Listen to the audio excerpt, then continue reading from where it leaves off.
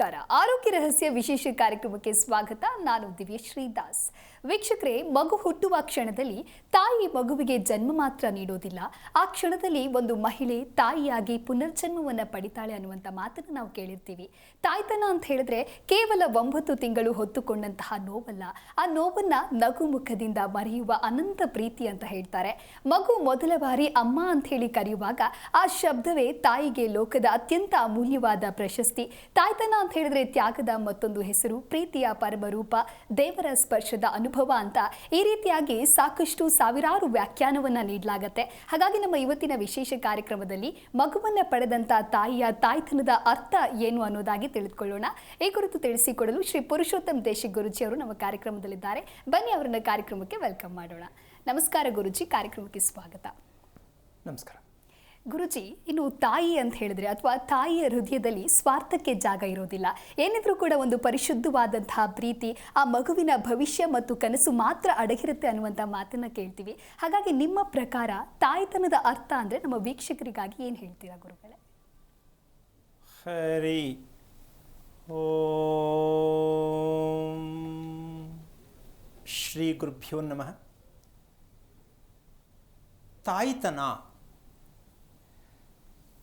ಈ ಒಂದು ಪದವನ್ನು ಅರ್ಥ ಆಗಿದೆಯಾ, ಅರ್ಥ ಆಗ್ತಾ ಇದೆಯಾ ಅಂತಕ್ಕಂಥ ಪ್ರಶ್ನೆ ಹಾಕಿದ್ರೆ ಕೆಲವು ತಾಯಂದಿರಿಗೆ ಕೋಪ ಬೇಜಾರು ಆಗಬಹುದು. ಅದರಲ್ಲೂ ಈಗ ನೀನು ಹೇಳಿದ ವಿಚಾರ, ಈ ತಾಯ್ತನ ಅಂತಕ್ಕಂಥದ್ದು ಮಗುವಿಗೂ ಅವ್ರಿಗೂ ಬಾಂಡಿಂಗ್ ಎಷ್ಟು ಚೆನ್ನಾಗಿರುತ್ತೆ ಅಂತಕ್ಕಂಥ ವಿಚಾರನ ಇಷ್ಟೊಂದು ವಿಶ್ಲೇಷಣವಾಗಿ ಹೇಳ್ತಕ್ಕಂಥ ವಿಷಯಕ್ಕೆ ತಗೊಂಡ್ರೆ ಇದಿಷ್ಟು ಸತ್ಯನೇ. ಆದರೆ ಇದೆಲ್ಲವೂ ಕೂಡ ನಮ್ಮ ನಿರೀಕ್ಷೆ ಅಷ್ಟೇ. ಅದು ಆಗ್ಬೋದು, ಆಗದೇ ಇರ್ಬೋದು. ನಿರೀಕ್ಷೆ, ಒಂದು ತಾಯ್ತನಕ್ಕೆ ಒಂದು ಮಗುಗಿರ್ತಕ್ಕಂಥ ನಿಕಟವಾದ ಸಂಬಂಧವನ್ನು ಮಾತಾಡೋದಕ್ಕೆ ತುಂಬ ಖುಷಿನೂ ಕೂಡ, ಮತ್ತು ಅದನ್ನು ನಿರೀಕ್ಷೆ ಇಟ್ಕೊಳ್ಳೋದು ಕೂಡ ಒಂದು ರೀತಿಯಾದ ಒಳ್ಳೆಯದೇ ಅಂತ ಅನ್ಕೋಬಹುದು. ಅದು ಮುಂದೆ ಏನಾಗುತ್ತೆ ಆಮೇಲೆ ನೋಡೋಣ. ಸದ್ಯಕ್ಕದು ತೃಪ್ತಿಕರವಾದ ವಿಚಾರ ಆಗತ್ತೆ. ಆದರೆ ಈ ರೀತಿ ಇರ್ತಕ್ಕಂಥ ಈ ತಾಯಿ ಮಗುವಿನ ಬಾಂಡಿಂಗ್ ಹಾಗೆ ಶಾಶ್ವತವಾಗಿ ಇರಬೇಕು ಅಂತಕ್ಕಂಥದ್ದೇ ಅತಿ ಮುಖ್ಯವಾಗಿ ಬೇಕಾಗಿರ್ತಕ್ಕಂಥ ವಿಚಾರ. ಅದು ತಾಯಿ ಆಗಲಿ ಧೃತಿಗೆಡಬಾರ್ದು, ಮಗುವಾಗಲಿ ಧೃತಿಗೆಡಬಾರ್ದು. ಅವಾಗೇನಾಗತ್ತೆ, ಇದು ಯಾವ ಕಾರಣಕ್ಕೂ ನಿರೀಕ್ಷೆ ಅಲ್ಲ, ಇದು ಸುಳ್ಳು ಅನ್ನೋದೇ ಆಗಲ್ಲ. ಸೊ ಒಂದು ಹಂತಕ್ಕೆ ಹೋಗಿ ನಿಂತ್ಕೊಳ್ಳುತ್ತೆ. ಇದನ್ನು ಅರ್ಥ ಮಾಡಿಸೋದಿದೆಯಲ್ಲ, ಅರ್ಥ ಮಾಡ್ಕೊಳ್ಳೋದಿದೆಯಲ್ಲ, ಇದೇ ತಾಯ್ತನದ ಮೂಲ ಗುಟ್ಟು.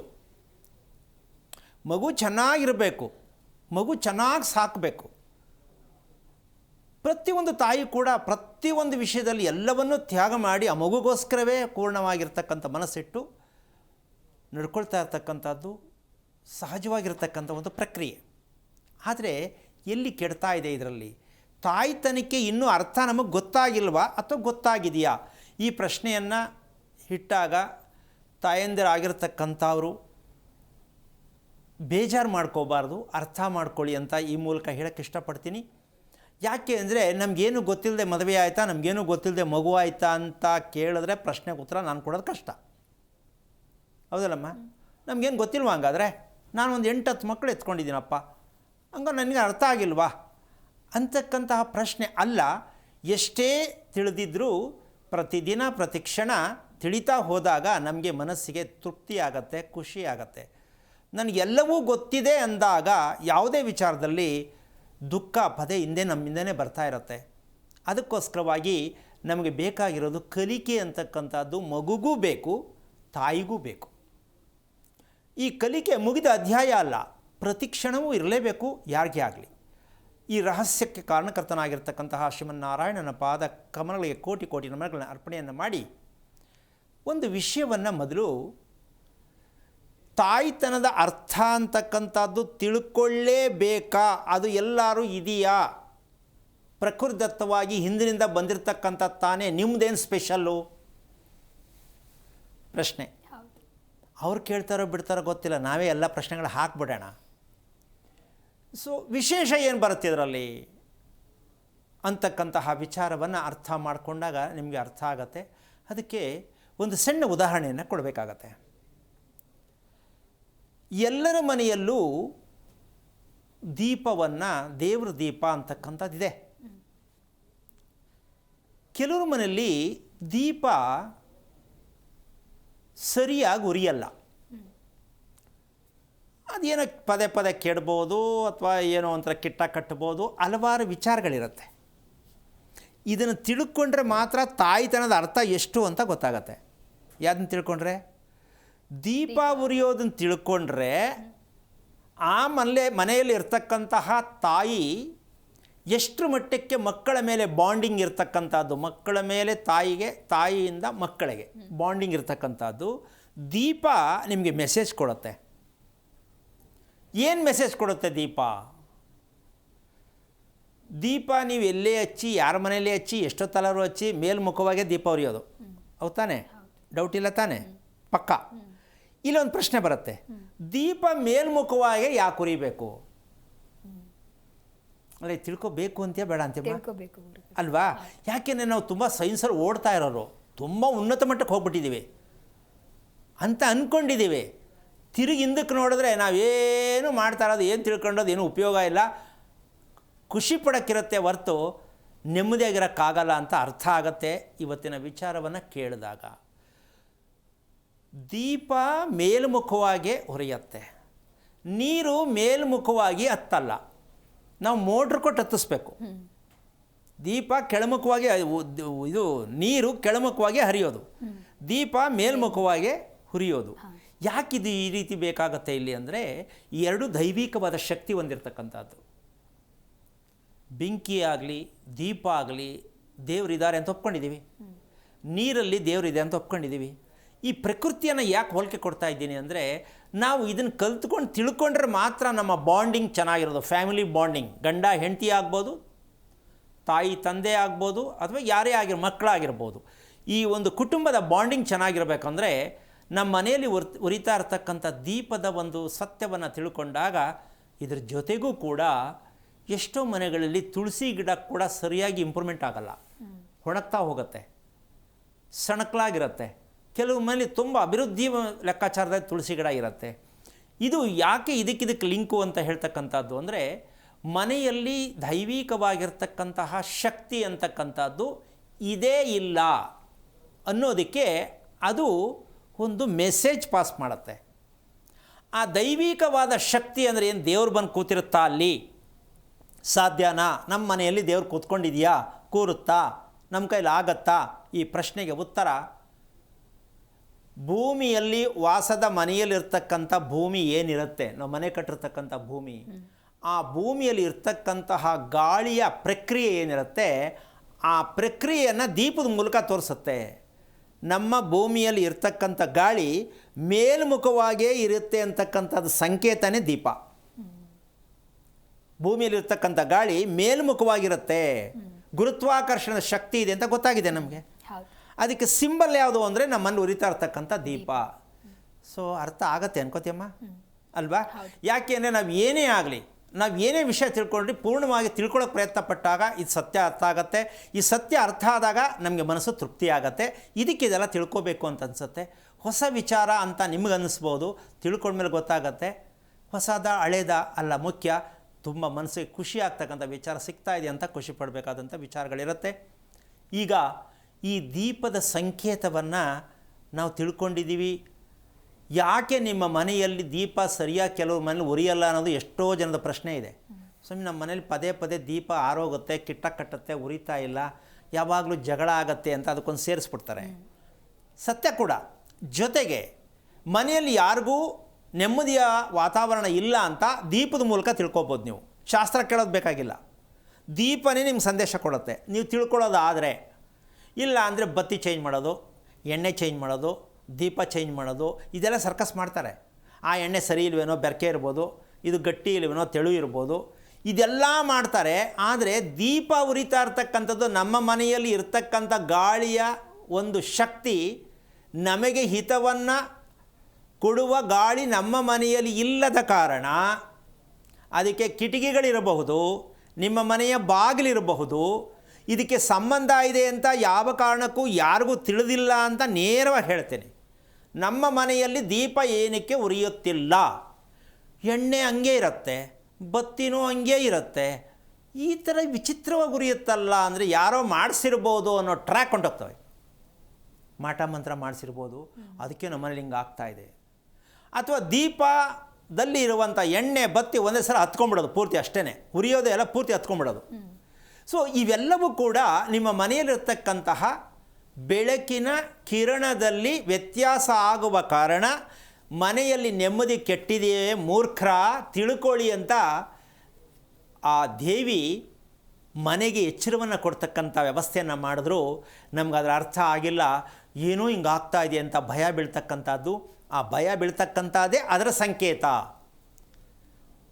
ಇದನ್ನು ಪ್ರತಿಯೊಬ್ಬರು ಅರ್ಥ ಮಾಡಿಕೊಂಡ್ರೆ ನಮ್ಮ ಮನೆಯಲ್ಲಿ ದೈವಿಕವಾದ ಶಕ್ತಿ ಇದೆ ಅನ್ನೋದೇ ಆದರೆ ದೀಪ ಶೇಕ್ ಆಗಲ್ಲ, ನೇರವಾಗಿ ಉರಿಯುತ್ತೆ, ತಿಲಕದ ರೀತಿಯಲ್ಲೇ ಉರಿಯುತ್ತೆ, ತುಂಬ ಖುಷಿ ಕೊಡುತ್ತೆ. ದೀಪ ನೋಡ್ತಾ ಇದ್ದರೆ ಆ ಮನೆಯಲ್ಲಿ ಶಕ್ತಿ ದೇವತೆ ನೆಲೆಸಿದಾಳೆ. ಯಾವುದು? ಧೈರ್ಯವಾಗಿ ಸದಾ ಹೆಣ್ಣು ಇರ್ತಾಳೆ, ಏನೂ ಆಗಲ್ಲ, ನನ್ನ ಗಂಡನೂ ಪರವಾಗಿಲ್ಲ, ನನ್ನ ಮಕ್ಕಳು ಪರವಾಗಿಲ್ಲ, ನಾನು ಚೆನ್ನಾಗಿದ್ದೀನಿ. ಈ ಒಂದು ಶಕ್ತಿಯ ವರ್ಧಕ ನಿಮ್ಮ ಮನೆಯಲ್ಲಿ ಇದೆಯಾ ಇಲ್ಲವಾ ನೀವು ದೀಪದ ಮೂಲಕ ತಿಳ್ಕೊಬೋದು. ಶಾಸ್ತ್ರ ಕೇಳೋರ ಹತ್ರ ಹೋದರೆ ನಿಮಗೈತೆ ಮುಂದೆ ಏನೇನೋ ಕತೆ. ಯಾಕೆ ಅಂದರೆ ದೀಪಕ್ಕೂ ಕುಟುಂಬಕ್ಕೂ ಸಂಬಂಧ ಇದೆ. ಇವೆರಡರ ಮಧ್ಯ ನಾವು ವಾಸ ಮಾಡ್ತಕ್ಕಂಥ ಮನೆಯ ಒಂದು ನೆಲದ ಸಂಬಂಧ ಇದೆ ಅನ್ನೋ ಸತ್ಯ ಇವತ್ತು ನಿಮಗೆಲ್ಲ ಅರ್ಥ ಆಗಿರಬಹುದು ಅಂತ ಅನ್ಕೋತೀನಿ. ಈ ನಿಕಟವಾದ ಸಂಬಂಧನೇ ಈ ಭೂಮಿಯನ್ನು ನಾವು ಪ್ರತಿ ಮನೆಯಲ್ಲಿ ಇರ್ತಕ್ಕಂತಹ ಯಾವುದೇ ನಾವು ಪೂಜೆ ಮಾಡಲಿ, ಊಟ ಮಾಡಲಿ, ಕೂತಿರಲಿ, ಮಲಗಿರಲಿ, ಈ ಭೂಮಿಗೆ ಇದನ್ನು ನಾವು ಸಂಬಂಧವನ್ನು ಕಲ್ಪಿಸ್ಕೊಂಡಾಗ ನಮಗೆ ಆ ಒಂದು ಜೀವನದ ಮಹತ್ವ ಸಂದೇಶ ನಮಗೆ ಸಿಗತ್ತೆ. ಹಾಗೆಯೇ ವಿಚಾರಕ್ಕೆ ಬಂದ್ಬಿಡೋಣ. ಏನಪ್ಪ ಅದು? ತಾಯ್ತನಕ್ಕೆ ಮುಖ್ಯವಾಗಿ ಇರ್ತಕ್ಕಂಥದ್ದು, ನಾನು ಕರೆಕ್ಟ್ ರೀತಿಯಲ್ಲಿ ಒಳ್ಳೆಯ ಮಗುವನ್ನು ಪಡೆದಿದ್ದೀನಿ, ಪಡೆದಿಲ್ಲ, ವಿಷಯ ಗೊತ್ತಾಗ್ಬಿಡ್ಬೇಕು. ಯಾರಿಗೆ? ತಾಯಿಗೆ. ನಾನು ಒಳ್ಳೆಯ ಮಗು ಅಂದರೆ ಯಾವುದು? ಸಮೃದ್ಧವಾದ ಹಾಲು ತಾಯಿಯಲ್ಲಿ ಬರಲೇಬೇಕು. ಎಷ್ಟು ಜನಕ್ಕೆ ಸಮೃದ್ಧವಾದ ಹಾಲು ಸಿಗುತ್ತೆ ಮಗುಗೆ ಅಂತ ಸ್ವಲ್ಪ ತಿಳ್ಕೊಂಡ್ರೆ ನೋಡಿ, ಅಲ್ಲಿ ಫೇಲ್ ಆಗುತ್ತೆ ಮಗು. ಎಲ್ಲ ತಾಯಂದರಿಗೂ ಸಮೃದ್ಧವಾದ ಹಾಲು ಸಾಧ್ಯ ಇದೆಯಾ ನೋಡ್ಕೊಳ್ಳಿ. ಸ್ವಲ್ಪ ಹಸು ಹಾಲು ಹಾಕ್ತೀವಿ, ಹಾಲು ಜಾಸ್ತಿ ಇಲ್ಲ, ಸ್ವಲ್ಪ ಬರೋದು. ಈ ಥರ ವಿಚಾರಗಳನ್ನ ಮಾಡಿಕೊಂಡು ಮಕ್ಕಳು ಸಾಕಿದ್ರೆ ಆ ಮಕ್ಕಳಿಂದ ನಿಮಗೆ ಹಿಂದೆ ಮುಂದೆ ಇದೆ ಮಾರಿ ಹಬ್ಬ. ಯಾಕೆ ಅಂದರೆ ಪ್ರತಿಯೊಂದು ರೋಗಗಳಿಗೆ ಮಗುವಿಗೆ ಬರ್ತಕ್ಕಂಥ ಯಾವುದೇ ಕಾಯಿಲೆಗಳು, ಕೋಪ, ಆವೇಶ, ಬೇಜಾರು, ದುಃಖ ಯಾವುದು ಬರದೇ ಇರಬಾರ್ದು ಅಂದರೆ ತಾಯಿಯಲ್ಲಿರ್ತಕ್ಕಂಥ ಸಮೃದ್ಧವಾದ ಹಾಲು ಇದ್ದಾಗ ಮಾತ್ರ ಆ ಮಗು ರಾಕ್ಷಸತನದಿಂದ ದೈವತ್ವಕ್ಕೆ ಪರಿವರ್ತನೆಯಾಗತ್ತೆ. ಮಗುವನ್ನು ಯಾವುದೋ ಸ್ಕೂಲಲ್ಲಿ ಕರ್ಕೊಂಡೋಗಿ ಹಠ ಕಮ್ಮಿ ಮಾಡಿಸಿ, ಕೋಪ ಕಮ್ಮಿ ಮಾಡಿಸಿ ಹೇಳೋಕ್ಕಾಗತ್ತೇನಮ್ಮ? ತಾಯಿಯಲ್ಲಿ ಉತ್ಪತ್ತಿಯಾಗುವ ಹಾಲಿನಿಂದ ಮಗುವನ್ನು, ದೇಹವನ್ನು, ಮನಸ್ಸನ್ನು, ರಕ್ತವನ್ನು ಶುದ್ಧೀಕರಣ ಮಾಡ್ತಕ್ಕಂಥ ಶಕ್ತಿ ಇರೋದೇ ತಾಯಿಯ ಹಾಲಿಂದ. ಈ ಹಾಲು ಎಲ್ಲ ತಾಯಂದಿರಿಗೂ ಎಷ್ಟು ಸತ್ಯವಾಗಿಯೂ ಸಿಗ್ತಾ ಇದೆಯಾ ಮಗುಗೆ ಅಂತಕ್ಕಂಥ ವಿಚಾರವನ್ನು ನಾವು ತಿಳ್ಕೊಳ್ಳೋದ್ರಲ್ಲಿ ತುಂಬ ಹಿಂದೆ ಇದ್ದೀವಿ ಅಂತ ನೇರವಾಗಿ ದಿಟ್ಟವಾಗಿ ಹೇಳೋದಕ್ಕೆ ಪ್ರಯತ್ನ ಮಾಡ್ತೀನಿ. ಮುಂದುವರೆದ ಭಾಗ ಈಗ. ಗುರುಜಿ, ಕಾಲರ್ ಒಬ್ರು ಇದ್ದಾರೆ, ಬಾಗಲಕೋಟೆಯಿಂದ ಸುಜಾತ ಅಂತ ಹೇಳಿ ಕರೆ ಮಾಡಿದ್ದಾರೆ. ನಮಸ್ಕಾರ ಸುಜಾತ. ಯಾರ ಬಗ್ಗೆ ಕೇಳಬೇಕಾಗಿತ್ತು ತಿಳಿಸಿ. ಹಲೋ, ಕೇಳಿಸ್ತಾ ಇದೆ ನಿಮ್ಮ ಧ್ವನಿ. ಯಾರ ಬಗ್ಗೆ ಕೇಳಬೇಕಾಗಿತ್ತು ಹೇಳಿ. ನನ್ನ ಮಗನ ಬಗ್ಗೆ ಕೇಳಬೇಕಾಗಿತ್ತು ಗುರುಗಳೇ. ಮಗನ ನಕ್ಷತ್ರವನ್ನ ತಿಳಿಸಿ. ಸ್ವಾತಿ ನಕ್ಷತ್ರ, ತುಲಾ ರಾಶಿ ರೀ. ಗುರುಗಳಿದ್ದಾರೆ, ನಿಮ್ಮ ಪ್ರಶ್ನೆ. ಹಲೋ ಹಲೋ ರೀ ಗುರುಗಳೇ, ನನಗೆ ಧೈರ್ಯ ನಿಮ್ ಜೊತೆ ಮಾತಾಡಕ್ ಆಗ್ತಾ ಇಲ್ಲ, ಒಂಥರ ಭಯ ಆಗತೈತಿ. ಯಾಕಮ್ಮ? ಸಂತೋಷಕ್ಕೂ ಗೊತ್ತಾಗ್ತಾ ಇಲ್ಲ ಗುರುಗಳೇ. ಅಲ್ಲ, ನೀನು ಇಷ್ಟೊಂದು ಒತ್ತಡ ತಗೊಂಡ್ರೆ ಮಾತಾಡೋದು ಹೇಗೆ? ಖುಷಿಗಿನ್ನ ಗೊತ್ತಾಗ್ತಾ ಇಲ್ಲ ಗುರುಗಳೇ, ಏನು ಹೇಳ್ಬೇಕಂತ ತಿಳಿತಾ ಇಲ್ಲ. ಓಕೆ, ಆಯಿತು ಆಯಿತು. ಯಾವ ಊರಿಂದ ಮಾತಾಡ್ತಿದ್ಯಾ? ಬಾಗಲಕೋಟೆ ಜಿಲ್ಲಾ ಗುಳೇಗುಡ್ಲಿದ್ದರಿ. ಓಕೆ, ಏನು ಕೇಳಬೇಕು ಅಂತಿದ್ಯಮ್ಮ? ನನ್ನ ಮಗನ ಬಗ್ಗೆ ಕೇಳ್ಬೇಕಾಗಿತ್ತು ರೀ. ಎಷ್ಟು ವಯಸ್ಸು? ಅವ್ನಿಗೆ 32 ನಡೀತಾವ್ರಿ. ಏನಾಗಬೇಕಿತ್ತು? ಅವ್ನ ಮುಂದಿನ ಸ್ವಾತಿ ನಕ್ಷತ್ರ ಹುಟ್ಟಿದನ್ರಿ. ಅವ್ನ ಮೊದ್ಲೇ ಮಾನಸಿಕವಾಗಿ ಎಲ್ಲ ಒಂಥರ ಜೀವನನ ನಮ್ಗೆ ಇದಾಗ್ಬಿಟ್ಟಿದ್ರಿ. ಅವ್ನ ನಮ್ದು ಏನು ಸಿಕ್ಕ ತಿಳಿಲಿಲ್ರಿ, ಆ ತರ ಆಗ್ಬಿಟ್ಟೈತ್ರಿ. ಅವನು ಗೊತ್ತಾಗ್ತಾ ಇಲ್ವಾ, ನಿಮಗೆ ಗೊತ್ತಾಗ್ತಾ ಇಲ್ವಾ? ಇಲ್ಲ, ಅವನಿಗೆ ಆಗಿತ್ತು. ನಮಗೂ ನಿಮ್ ಕಾರ್ಯಕ್ರಮ ನೋಡಿಂದ ಒಂದ್ ಸುಧಾರಣೆ ಆಗಿತ್ರಿ. ನನಗೂ ಒಂದಿಟ್ಟು ತಿಳ್ಕೊಂಡು ನನ್ನ ತಪ್ಪು ಮಾಡಿ ನಾನು ತಿಳ್ಕೊಂಡು ಅದ್ರ ಮುಂದೆ ಏನು ಪರಿಹಾರ ಏನೋ ದಿಕ್ಕತ್ತು. ನಿಮ್ಮ ಮನೆ ಎಷ್ಟು ವರ್ಷದ್ದು? ನಾವು ಮನಿಗ್ ಬಿದ್ದೈತ್ರಿ, ನಮ್ದು ಮೊದ್ಲೇ ಹಳೆ ಮನಿ ಇತ್ರಿ ಅಲ್ಲಿ. ಈಗ ಬಂದಿವ್ರಿ, ಇಲ್ಲಿ 1.5 ವರ್ಷ ಆತ್ರಿ ಬಂದು ಬೇರೆ ಕಡೆ ಬಂದಿವ್ರಿ ಬಾಡಿಗೆ ರೀ. ನಿಮ್ಮ ಯಜಮಾನ್ರು ಏನು ಮಾಡ್ತಾರೆ? ಇಲ್ಲೇ ಕೋಳಿ ಫಾರ್ಮಿಗೆ ಹೋಗ್ತಾರ್ರಿ. ಏನಕ್ಕೆ? ಕೋಳಿ ಫಾರಂ ರೀ. ಫಾರಮ್ಗೆ ಹೋಗ್ತಾರೆ? ಹ್ಞೂನ್ರಿ. ಮೊದ್ಲೇ ಸ್ವಂತ ಅರ್ಬಿ ಅಂಗಡಿ ಇತ್ರಿ, ಎಲ್ಲ ನಿಮ್ಗೆ ಲಾಸ್ಟ್ ಆತ್ರಿ ಅದು. ನಮ್ಮ ಹುಡುಗ ಎಷ್ಟು ಜನ ಮಕ್ಕಳು ನಿಮಗೆ? 3 ಜನ ಮಕ್ಕಳ್ರಿ. ಇವನು ಎಷ್ಟನೇ? ಮೊದಲನೇವನಾ? ಹಾ, ಸುನೇದವ್ರಿ. ಎಷ್ಟು? 32 ವರ್ಷ ಹೇಳಿದ? ಹ್ಞೂನ್ರಿ. ಮದುವೆ ಆಯ್ತಾ? ಇನ್ನ ಇಲ್ರಿ ಗುರುಗಳ. ಯಾಕೆ ಮಾಡಬಾರ್ದು ಅಂತನಾ? ನಿಧಾನ ಹುಡುಕ್ಬೇಕು ಅಂತನಾ? ಏನಿಲ್ಲ, ಅವ್ನ ಕೆಲಸದ್ದು ಒಂದು ಈಗ ಹೊಂಟಾನ್ರಿ ಕೆಲಸಕ್ಕೆ. 2 ದಿವಸ ಮನ್ಯಾಗ ಇದ್ರಿ, ಏನು ಏನು ನಮ್ಗೂ ಆವಲ್ತ್ರಿ. ಏನೋ ಕನ್ಯಾ ಹುಡುಕ್ಯಾಡಕ್ಕೆ ಹೋದ್ರು ನೌಕರಿ ಅಂತಾರೆ, ಹಿಂಗಾಗಿ ಅವ್ನ ಜೀವನದ್ದು ಏನೋ ದಿಕ್ಕ ತಿಳಿವಲ್ದಂಗ ಆಗೈತ್ರಿ ನಮಗ್ರಿ. ಪುನಃ ವಾಪಸ್ ಬಂದರೆ ಏನು ಮಾಡ್ತೀಯಮ್ಮ? ವಾಪಸ್ ಕೆಲಸ ಬಿಟ್ಟು ವಾಪಸ್ ಬಂದರೆ ಏನು ಮಾಡ್ತೀಯ? ಈಗ 1 ವರ್ಷ ಆತ್ರಿ ಹೊಂಟಾನ್ರಿ, ಬೇರೆ ಕಡೆ ಹೊಂಟಾನ್ರಿ. ಆಯ್ತಮ್ಮ, ಈಗ ಮತ್ತೆ ವಾಪಸ್ ಬರ್ತಾನೆ. ಬಂದ ಅಂತ ಇಟ್ಕೋ, ಕೆಲಸ ಸರಿ ಇಲ್ಲ, ನನಗೆ ಇಷ್ಟ ಇಲ್ಲ ಅಂತ ಬಂದ, ಏನು ಮಾಡ್ತೀಯ ಅವಾಗ? ಏನ್ ಮಾಡ್ಬೇಕು, ಮನ್ಯಾಗ ಇಟ್ಕೊಳ್ಳೋದಾಗತ್ರಿ ಮತ್ತೆ ರೀ. ಇಟ್ಕೊಂಡು ಊಟ ಹಾಕದಾ? ಏನ್ ಅದ ನಮಗೂ ಏನೋ ಅವ್ನಿಗೆ ಏನ್ ಹೇಳ್ಬೇಕ ತಿಳಿವಲ್ದಂಗ ಆಗೈತಿ. ಅಲ್ಲ, ಹೇಳೋದಲ್ಲಮ್ಮ. ಯಾಕೆ ಈ ಮಾತು ಇಷ್ಟೆಲ್ಲ ಪ್ರಶ್ನೆ ಕೇಳ್ತಾ ಇದ್ದೀನಿ ಅಂದರೆ, ಹ್ಞೂನ್ರಿ, ತಾಯಿ ತಂದೆಯಾದವರು ಯಾವುದೇ ವಿಚಾರವನ್ನು, ಮದುವೆ ವಿಷಯ ಆಗಲಿ ಮಗು ವಿಷಯ ಆಗಲಿ ತಿಳ್ಕೊಂಡು ನಾವು ಮಾಡ್ಕೊಂಡಿದ್ದೀವ ಅಂತ ಅನ್ಕೋತೀಯ ನೀನು? ಒಂದು ನಿಮಿಷ, ಅದೇ ನಿಧಾನ. ನಿನ್ನ ಥರ ಎಲ್ರಿಗೂ ಅರ್ಥ ಆಗಲಿ. ಎಲ್ಲ ಗಾಬರಿ, ಅಪ್ಪ ಅಮ್ಮನಿಗೆಲ್ಲ ಗಾಬರಿ, ಮದುವೆ ಆಯ್ತಾ ಇಲ್ಲ, ಕೆಲಸಕ್ಕೆ ಹೋಯ್ತಾ ಇಲ್ಲ, ಎಲ್ರಿಗೂ ಇದೇ ಸಮಸ್ಯೆನೇ ಇರೋದು. ಹೌದ್ರಿ. ಅದಕ್ಕೆ ಕಾರಣ ಅಪ್ಪ ಅಮ್ಮನೇ ಅಂತ ತಿಳ್ಕೊಂಡಿಲ್ವಲ್ಲ ನೀವುಗಳು. ಈಗ ಗುರ್ತಾಗೈತಿ ನಿಮ್ ಕಾರ್ಯಕ್ರಮ ನೋಡಿ ತಿಳ್ಕೊಡಿ ಒಂದಿಟ್ರಿ. ಈಗ 32 ವರ್ಷ ಆಗತ್ತಲ್ಲ, ಹಿಂದಕ್ಕೆ ಕರ್ಕೊಂಡವ್ರು ಇನ್ನೊಂದು 5 ವರ್ಷ ಆಯ್ತು, 40 ಆಯ್ತು. ಆಮೇಲೆ ಮದುವೆನೂ ಇಲ್ಲ, ಏನೂ ಇಲ್ಲ, ಏನು ಮಾಡೋದು ಆಮೇಲೆ, ಅಲ್ವಾ? ಏನೋ ಒಂದು ಅಕ್ಕಿತ್ತಲ್ಲ ಅನ್ನೋದು ನಮ್ಗೆ ಇದಾಗಿತ್ತು ಅಷ್ಟೇ. ನೀನು ಅಳೋದು ನಿಲ್ಲಿಸ್ಬೇಕು, ಇಲ್ಲ ಫೋನ್ ಕಟ್ ಮಾಡ್ತೀನಿ. ಈಗ ಅಳಬಾರ್ದು, ಧೈರ್ಯವಾಗಿ ಕೇಳಿಸ್ಕೊ. ಇಲ್ರಿ, ಅವನಿಗೆ ಹೊಟ್ಟೆ ಅನ್ನೋದು ಇದೆಯಲ್ಲ ಮಗನಿಗೆ, ಹ್ಞೂನ್ರಿ, ಕರೆಕ್ಟ್ ಇದೆ ಅನ್ಸುತ್ತಾ? ಸ್ವಲ್ಪ ಇದನ್ ಬಾ ನೀರ್ ಕುಡಿತಾನ, ಊಟ ಮಾಡದ ತಕ್ಷಣ ಎಷ್ಟು ಹೇಳ್ತೀನಿ ಕೇಳಲ್ರಿ ಅವ. ಈಗ ಇದೊಂದು ತಿಳ್ಕೊಂಡ್ರೆ ಸಾಕಾಗಿತ್ತು ತಾಯಿ ಅನ್ನಿಸ್ಕೊಳಕ್ಕೆ. ನೀನು ತಾಯಿತನಕ್ಕೆ ಬೆಲೆ ಏನು ಅಂದರೆ ಮಗು ಹೊಟ್ಟೆ ಬಗ್ಗೆ ತಿಳ್ಕೋಬೇಕು. ಯಾರು ತಿಳ್ಕೊತಾರೆ? ಬೇಕಾಗಿಲ್ಲ. ತಿಂತಾನೆ, ಒಟ್ಟಿನಲ್ಲಿ ಹೆಂಗೋ ತಿಂತಾನೆ, ಯಾವಾಗಲೋ ತಿಂತಾನೆ, ಏನೋ ತಿಂತಾನೆ ಅಂತ ಬಿಟ್ಬಿಟ್ರೆ ಇದು ತಾಯಿಗೆ ಲಾಯಕ್ಕಾದಂತಹ ಶಬ್ದ ಬಳಸಬಹುದಾ? ಸ್ವಂತ ತಾಯಿನ ಕ್ವಶನ್ ಮಾರ್ಕ್, ಪಕ್ಕದ ಮನೆ ತಾಯಿನ ಕ್ವಶನ್ ಮಾರ್ಕ್. ಬೇಜಾರು ಮಾಡ್ಕೊಬಿಡಿ ದಯವಿಟ್ಟು ತಾಯಂದ್ರಾಗಿರೋರು. ನಿಮ್ಮ ಮಗುವಿನ ಹೊಟ್ಟೆಯ ಬಗ್ಗೆ ನಿಮಗೆ ಗೊತ್ತಿಲ್ಲ ಅಂದರೆ ಏನು ಅರ್ಥವಾಗಿ ಮಗುವನ್ನು ಮಾಡ್ಕೊಂಡ್ರಿ? ನಿಮ್ಮ ಹೊಟ್ಟೆಯ ಬಗ್ಗೆ ಗೊತ್ತಿಲ್ಲ ಅಂದರೆ ನಿಮಗಿಂಥ ಮಗು ಏನು ಕೊಡ್ತು ಅಂತ ಅರ್ಥ ಆಗತ್ತೆ. ನಿಮ್ಮ ಹೊಟ್ಟೆ ಬಗ್ಗೆನೂ ಗೊತ್ತಿಲ್ಲ, ಮಗುವಿನ ಹೊಟ್ಟೆ ಬಗ್ಗೆನೂ ಗೊತ್ತಿಲ್ಲ. ಇನ್ನು ಮಕ್ಕಳು ಸಾಕ್ತೀನಿ ಅಂತ ಬೆಳೆಸ್ಬಿಟ್ಟು ಅರ್ಧಂಬರ್ಧ ಮಾಡಿಬಿಟ್ಬಿಟ್ಟು, ಇಲ್ಲ ಬದುಕ್ತಂಗಲ್ಲ, ಇಲ್ಲ ಸತ್ತಂಗಲ್ಲ, ಇಲ್ಲ ಇದ್ದಂಗಲ್ಲ, ಇಲ್ಲ ಸಂಪಾದನೆ ಮಾಡ್ದಂಗಲ್ಲ. ಏನಕ್ಕೆ ಬೇಕು ಈ ಸಮಸ್ಯೆ? ಯಾಕೆ ಪ್ರತಿಯೊಬ್ಬರು ಅರ್ಥ ಮಾಡ್ಕೋತಾ ಇಲ್ಲ? ಮಗು ಅಂದರೆ ಸಾಕಾ, ಗಂಡ ಅಂದರೆ ಸಾಕಾ, ಹೆಂಡತಿ ಅಂದರೆ ಸಾಕಾ, ಮನೆ ಅಂದರೆ ಸಾಕಾ? ಅದರ ಅರ್ಥ ಗೊತ್ತಾಗಬೇಕಲ್ಲ, ಯಾರಿಗೂ ಗೊತ್ತಿಲ್ವಲ್ಲ. ಇದು ನಾವು ಅನುಭವಿಸ್ತಾ ಇರ್ತಕ್ಕಂಥ ಒಂದು ದೊಡ್ಡ ಘೋರವಾದ ನರಕ. ಯಾರ ಮನೆಯಲ್ಲಿಲ್ಲ ತಾಯಿ, ಎಲ್ಲರೂ ಮನೆಯಲ್ಲೂ ಇದೇ ರಾಮಾಯಣ. ಮದುವೆ ಆಯ್ತಾ ಇಲ್ಲ, ಹೇಳೋದು ಮಾತು ಕೇಳ್ತಾ ಇಲ್ಲ, ಮದುವೆ ಯಾಕೆ ಆಗ್ತಾ ಇಲ್ಲ, ಯಾಕೆ ಹೇಳೋದು ಮಾತು ಕೇಳ್ತಾ ಇಲ್ಲ, ಎಲ್ಲ ಮನೆಗಳಲ್ಲೂ ಇದೇ ಸಮಸ್ಯೆ. ಆದರೆ ನಾವು ಈ ತಪ್ಪನ್ನು ಕಂಡಿಡ್ಕೋಬೇಕು ಅಂತ ಯಾವ ತಂದೆ ತಾಯಿ ಯಾಕೆ ಪ್ರಯತ್ನ ಮಾಡ್ತಾ ಇಲ್ಲ ಅಂತ ನಾನು ಸ್ವಲ್ಪ ಚುಚ್ಚಿಸ್ತಾ ಇದ್ದೀನಿ. ಎಚ್ಚರಿಕೆ ತಗೊಳ್ಳಿ. ನೀವು ತಾಯಿ ಅನ್ನಿಸ್ಕೊಳ್ಳೋದಕ್ಕೆ ನಿಮ್ಮ ಜವಾಬ್ದಾರಿ ಏನಾಗಿದೆ? ಮಗು ಅನ್ನಿಸ್ಕೊಳ್ಳೋದಕ್ಕೆ ಆ ಮಗು ಏನು ತಿಳ್ಕೊಬೇಕಾಗಿದೆ? ನಿಮಗೂ ಗೊತ್ತಿಲ್ಲ, ಮಗುಗೂ ಗೊತ್ತಿಲ್ಲ. ನೀನು ಮಾಡಬೇಕಾದ ಕೆಲಸ ಇಷ್ಟೇ ಕಣಮ್ಮ. ಮೊದಲು ಮಗುವಿನ ಬಗ್ಗೆ ಸತ್ಯವನ್ನು ತಿಳಿಬೇಕು ಅಂದರೆ ಸ್ವಾತಿ ನಕ್ಷತ್ರ ಅಂತಕ್ಕಂಥದ್ದು ಯಾವುದೇ ನಕ್ಷತ್ರ ಆಗಿರಲಿ, ನಿನ್ನ ಮಗಂದು ಸ್ವಾತಿ ನಕ್ಷತ್ರ. ಇದು ಏನು ಅಂತಂದರೆ, ಈ ಕುಡಿದ ವ್ಯಕ್ತಿ ಮತ್ತಿನಲ್ಲಿರ್ತಾನೆ, ಅವನಿಗೆ ಅರಿವು ಆಗಲ್ಲ, ಸುಮ್ಮನೆ ನೋಡ್ತಿರ್ತಾನೆ, ಮಾತಾಡ್ತಿರ್ತಾನಷ್ಟೇ. ಯಾವುದ್ರ ಬಗ್ಗೆ ಮಾತಾಡ್ತೀನಿ ಅರಿವು ಕಡಿಮೆ ಇರುತ್ತೆ ಅಂತ ಅಂದ್ಕೊಂಡಿರ್ತೀನಿ ನಾನು. ಆವಾಗ ಅವ್ನು ಕುಡ್ದವನೇ ಬಿಡೋ, ಅವನ ಜೊತೆ ಏನು ಮಾತಾಡ್ತೀಯ ಅಂತ ನಾವೇ ಸೈಡ್ಗೆ ಬರ್ತೀವಿ. ಈ ಸ್ವಾತಿ ನಕ್ಷತ್ರ ಮಹತ್ವ ಏನು ಅಂದರೆ, ರಾಹು ಏನು ಅಂದರೆ ಅಲೆಮಾರಿ ಥರ ಅಲಿತಾ ಇರಬೇಕು. ಅದು ಸರಿನಾ, ಇದು ಸರಿನಾ, ಇದು ಸರಿನಾ ಅಂತ. ಬೆಳಿಗ್ಗೆ ಒಂಥರ ಮೈಂಡ್ಸೆಟ್ಟು, ಮಧ್ಯಾಹ್ನಕ್ಕೊಂಥರ, ರಾತ್ರಿಗೊಂಥರ ಮೈಂಡ್ಸೆಟ್ಟು. ಯಾಕಾಗತ್ತೆ ಅಂದರೆ, ಈ ಕೆಲವು ಸಲ ಹಳ್ಳಿಗಳ ಕಡೆ ಬೈತಾರೆ, ನಿನ್ನ ಹೊಟ್ಟೆ ಗಾಳಿ ನುಕ್ಕಂಡೈತಾ, ಹಳ್ಳಿ ಭಾಷೆಯಲ್ಲಿ ಬೈತಾರೆ, ನಿನ್ನ ಹೊಟ್ಟೆಗೇನೋ ಗಾಳಿ ನುಕ್ಕಂಡೈತಾ ಅಂತ. ನಿಜವಾಗಿಯೂ ಸತ್ಯವಾದ ಡೈಲಾಗ್ ಅದು. ಗಾಳಿ ಅಂದರೆ ಭೂತಾಡ್ಕೊಂಡೈತಿ ಅಂತಲ್ಲ, ಸುಮ್ಮನೆ ಏನೋ ತಿನ್ನೋದು, ಯಾವಾಗಲೂ ತಿನ್ನೋದು, ಹೆಂಗೋ ಇರೋದು. ಇದಕ್ಕೆ ಕಾರಣ ನನಗೇ ಅರಿವಿಲ್ಲ ಅಂತ ಆ ವ್ಯಕ್ತಿಗಳಿಗೆ ಕೇಳಿಸ್ಬೋದು.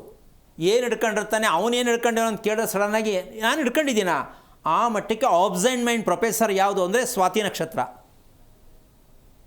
ಅವನು ಎಲ್ಲಿ ಕೂತಿರ್ತಾನೆ ಕೇಳಿದ ತಕ್ಷಣ ಇದ್ಯಾಕೆ ಎಲ್ಲಿ ಕೂತಿದ್ಯಾ, ಎಲ್ಲಿ ಕೂತೀನಿ ಸರಿಗಿದ್ದೀನಲ್ಲ ಅಂತಾನೆ. ಪ್ರತ್ಯಕ್ಷವಾಗಿ ಭಗವಂತ ಬಂದು ನಿನಗೇನು ಬೇಕು ಅಂತ ಕೇಳಿದ್ರೆ ಸ್ವಲ್ಪ ಟೈಮ್ ಕೊಡಪ್ಪ, ನೀನು ಅರ್ಜೆಂಟಿಗೆ ಬಂದು ಕೇಳಿದ್ರೆ ನಾನು ಏನು ಹೇಳಲಿ ಅಂತ ಹೇಳುವಂಥ ಏಕೈಕ ನಕ್ಷತ್ರ ಸ್ವಾತಿ. ದೇವರೇ ಬಂದು ಪ್ರತ್ಯಕ್ಷ ಆಗಿ ನಿನಗೇನು ಬೇಕು ಕೇಳು ಅಂದರೆ, ದೇವರ ನೀನು ಇಷ್ಟು ಬೇಗ ಬಂದುಬಿಟ್ರೆ ನನಗೇನು ಅರ್ಥ ಆಗುತ್ತೆ, ಸ್ವಲ್ಪ ಟೈಮ್ ಕೊಡು. ಇನ್ನು ಎಷ್ಟರ ಮಟ್ಟಕ್ಕೆ ಮಂದಸ್ಮಿತವಾಗಿರ್ತಕ್ಕಂಥ ನಕ್ಷತ್ರಗಳಲ್ಲಿ ಮಕ್ಕಳು ಹುಟ್ಟಿರ್ತಾರೆ ಸ್ವಲ್ಪ ಯೋಚನೆ ಮಾಡಬೇಕು. ಒಂದೊಂದು ನಕ್ಷತ್ರದಲ್ಲೂ ಇಂಥ ಸತ್ಯವನ್ನು ತಿಳಿದೇ ಇರತಕ್ಕಂಥ ನಮ್ಮ ಈ ದೇಶ ಯಾವ ಪುರುಷಾರ್ಥಕ್ಕೆ ದೇವರು ಅಂತಕ್ಕಂಥದ್ದು ನಂಬಬೇಕು ನಾವು. ಇದೇ ತಿಳ್ಕೊಳ್ಳಿಲ್ಲ ಅಂದರೆ ಅದಕ್ಕೋಸ್ಕರವಾಗಿ ದೇವ್ರ ಹತ್ರ ಏನಾರು ಮೊಬೈಲ್ ಏನಾರು ಇದ್ದಿದ್ರೆ ಅಮ್ಮ, ಮೊಬೈಲ್ ಡೈರೆಕ್ಟ್ ಕನೆಕ್ಟ್ ಕೊಟ್ಟು ಮಾತಾಡ್ಬಿಡೋರು. ದೇವ್ರ ಹತ್ರ ಮೊಬೈಲ್ ಇಲ್ಲ, ದೇವರು ಬದುಕೊಂಡ. ಅದಕ್ಕೋಸ್ಕರವಾಗಿ ಆ ರೇಂಜ್ ಹೊಂಟಾಗಿದ್ದೀವಿ ನಾವು. ದೇವ್ರ ಹತ್ರ ಒಂದು ಮೊಬೈಲ್ ಯಾಕಿರಬಾರ್ದು, ಮಾತಾಡ್ಬೋದಾಗಿತ್ತಲ್ಲ, ಆ ಮಟ್ಟಕ್ಕೆ ಹೋಗಿಲ್ಲ ಅಂತೀಯಮ್ಮ. ಅರೆ ಟೆಕ್ನಿಕಲ್ ಆಗಿ ಮುಂದೆ ಹೋಗಿದ್ದೀವಿ ನಾವು, ಅದು ಯಾವತ್ತಾರ ಒಂದೇನೋ ಬರ್ಬೋದೇನೋ. ಅದಕ್ಕೋಸ್ಕರವಾಗಿ ಅಮ್ಮ ನಿನ್ಗೆ ಅರ್ಥ ಆಗ್ತಾ ಇದೆಯಾ? ಅರ್ಥ ಆಗ್ತದೆ ಗುರುಗಳೇ. ನಿಮ್ಮ ಸಂಸಾರ ಹೆಂಗಿದೆ ಅಂದರೆ, ಏನೇ ಇರ್ಬೋದು, ಜಮೀನು ಇರ್ಬೋದು, ಇನ್ನೊಂದಿರ್ಬೋದು, ಕೆಲಸ ಮಾಡ್ತಾ ಇರ್ಬೋದು, ನಿನ್ನ ಗಂಡ ಅಲ್ಲಿ ಇಲ್ಲಿ ಯಾವುದು ಪೂರ್ತಿ ಮಾಡ್ಕೊಳ್ದೇನೆ ಬಂದಿದ್ದೀರಲ್ಲಮ್ಮ ನೀವು. ಏನು ಅದು ಏನ್ ಬಿಡ್ರಿ, ಹೇಳದ್ ಮಾತ ಕೇಳಲ್ರಿ ನಮ್ಮ ಅಮ್ಮ ನಿಮ್ಮ ಮಗನ ವಿಷಯ ಬಿಟ್ಬಿಡಮ್ಮ, ನಿಮ್ಮ ಗಂಡ ಹೆಂಡತಿ ವಿಷಯ ಮಾತಾಡ್ತಾ ಇದ್ದೀನಿ. ಅದ ನನ್ನ ಯಜಮಾನ್ರು ಕೇಳೋದಿಲ್ರಿ, ನಮ್ ಗಂಡನ್ನ ಕೇಳೋದಿಲ್ರಿ, ನನ್ನ ಮಾತು ಈಗ ಕೇಳದೇ ಇರುವಂಥ ಗಂಡನ ಜೊತೆ ಸಂಸಾರ ಮಾಡಿ, ಅಲ್ಲ ಸಂಸಾರ ಮಾಡಲೇಬೇಕು, ಏನು ಮಾಡೋಕ್ಕಾಗಲ್ಲ ಮಾಡ್ಕೊಂಡ ಮೇಲೆ. ಈಗ ಇದನ್ನು ನೋಡ್ಬಿಟ್ಟು ನಿಮ್ಮ ಮಕ್ಕಳು ನಿಮ್ಮ ಮಾತು ಕೇಳಲ್ಲ. ಯಾಕೆಂದ್ರೆ ಇವೇ ಕಿತ್ತಾಡ್ತವೆ, ಹೊಡೆದಾಡ್ತವೆ, ನಾವೇನು ಇವ್ರ ಮಾತು ಕೇಳಬೇಕು ಅಂತ ಮಕ್ಕಳು ಸೈಡ್ ಆಗ್ತಾರೆ. ಸರಿ ತಾನೇ?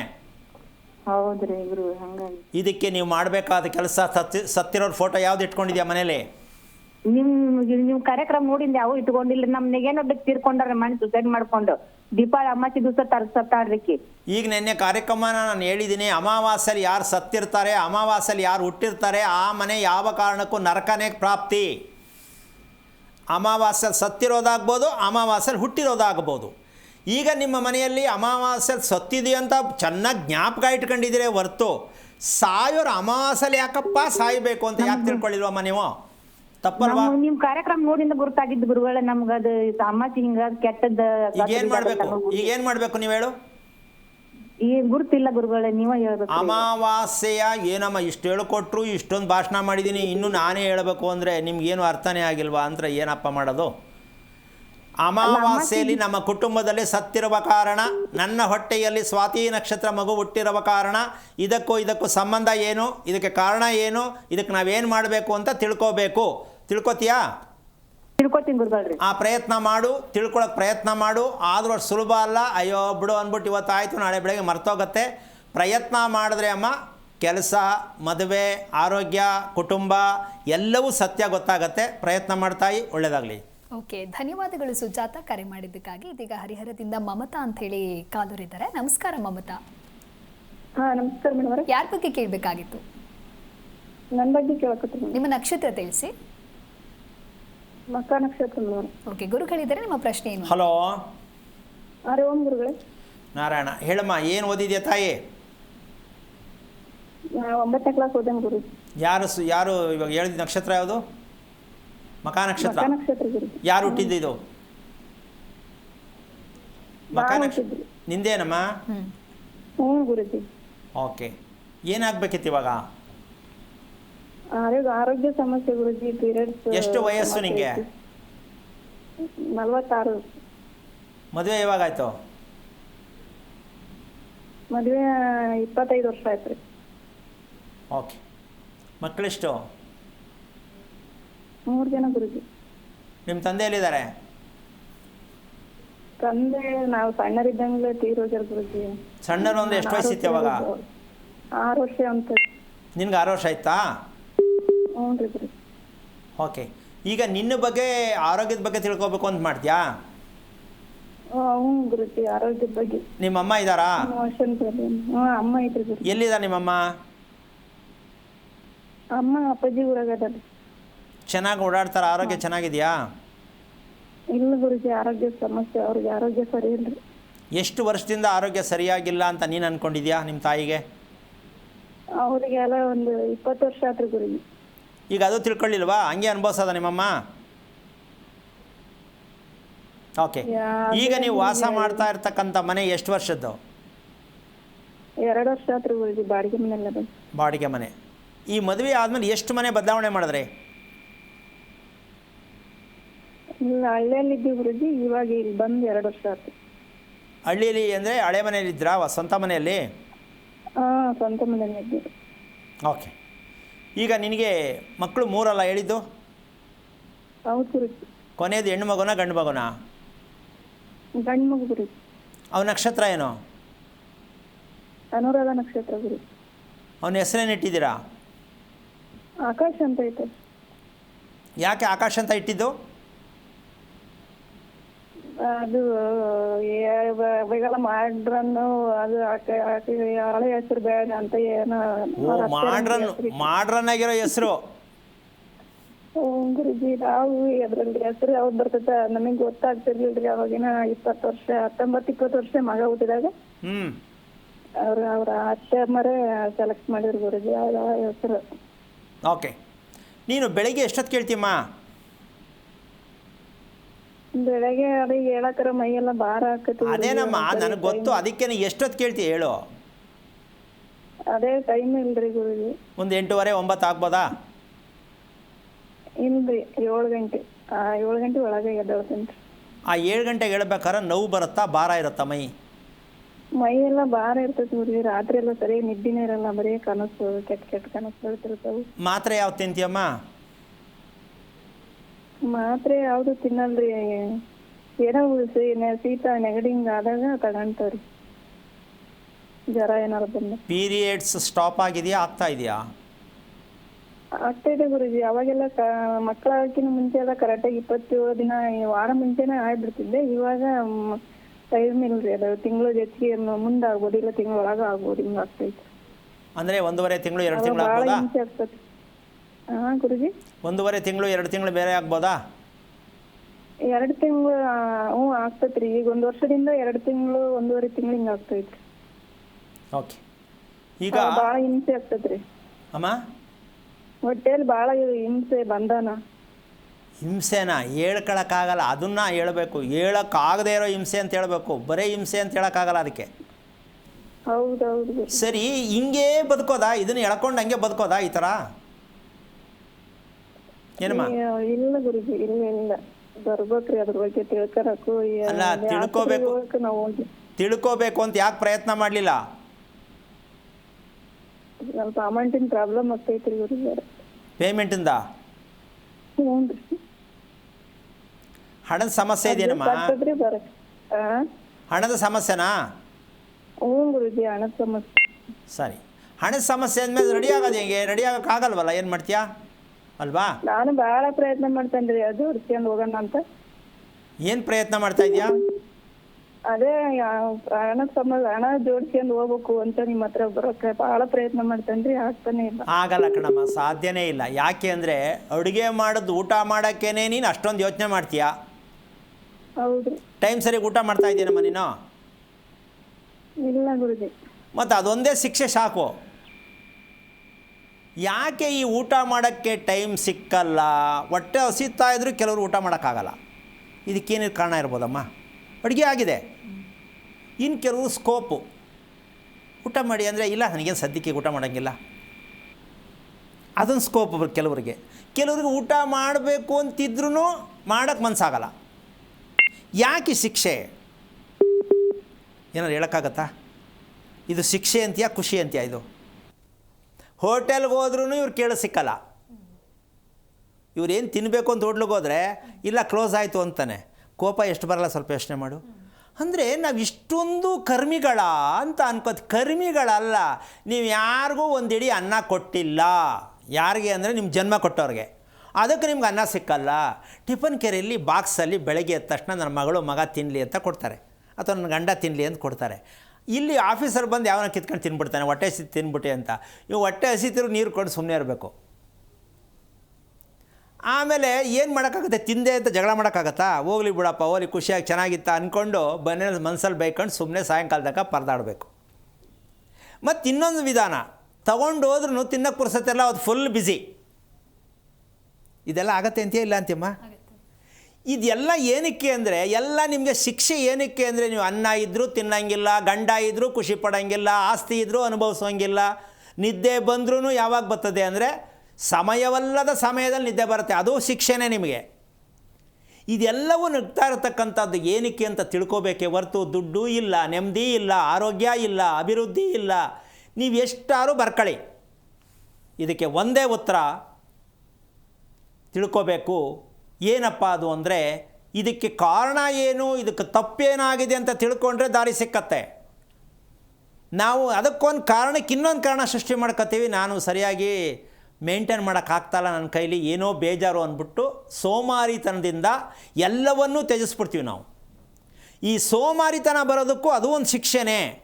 ಜೀವನ ಪರ್ಯಂತ ಬೆಳಗಿಂದ ಸಾಯಂಕಾಲ ತರವರೆಗೂ ಬರೇ ಶಿಕ್ಷೆನೇ ಅನುಭವಿಸಿ, ರಾತ್ರಿ ನಿದ್ದೆ ಬರುತ್ತಾ? ಇಲ್ಲ. ರಾತ್ರಿ ಒಂದು ಶಿಕ್ಷೆ, ಬೆಳಿಗ್ಗೆ ಒಂದು ಶಿಕ್ಷೆ, ಜೀವನ ಪರ್ಯಂತ ಶಿಕ್ಷೆನೇ ಆದರೆ ನಾವೆಂಥ ಪಾಪಿಗಳು, ನಾವೆಂಥ ಕರ್ಮಿಗಳು, ನಾವೆಂಥ ದುರಾದೃಷ್ಟವಂತರು. ನೀವೇನೋ ಪದ ಬಳಸ್ಕೊಳ್ಳಿ. ಇದಕ್ಕೆಲ್ಲ ಕಾರಣ ತಪ್ಪಿನ ಅರಿವು ತಿಳಿಯದೇ ಇರುವ ಕಾರಣ ನಿಮಗೆ ಘೋರವಾದ ಶಿಕ್ಷೆ, ನರಕವನ್ನು ಮಕ್ಕಳ ಸಮೇತ ಕುಟುಂಬ ಸಮೇತವಾಗಿ ಅನುಭವಿಸ್ಬೇಕಾಗತ್ತೆ. ಇದನ್ನು ಪ್ರತಿಯೊಬ್ಬರು ಅರ್ಥ ಮಾಡಿಕೊಳ್ಳಿ ಅಂತಲೇ ನಾವು ಇಷ್ಟೊಂದು ವಿಚಾರಗಳನ್ನು ಪ್ರತಿದಿನ ಹೊಸತಾಗಿ ವಿಚಾರಗಳು ನಿಮ್ಮ ಮುಂದೆ ಯಾಕೆ ಇಡ್ತಾ ಇದ್ದೀವಿ ಅಂದರೆ, ನಿಮಗೆ ಹೊಸದು ವಿಚಾರ, ಹಳೇದೇ ಅದು. ನಿಮಗೆ ಗೊತ್ತಿಲ್ವಲ್ಲ, ಅದಕ್ಕೆ ಈಗೇನೋ ಇವರೇನೋ ಹಿಂಗೆ ಹೇಳ್ತಾರಲ್ಲ, ಯಾರು ಹೇಳ್ತಾ ಇಲ್ವಲ್ಲ ಅಂತ ನಿಮ್ಗೆ ಅನ್ನಿಸ್ತಾ ಇದೆ.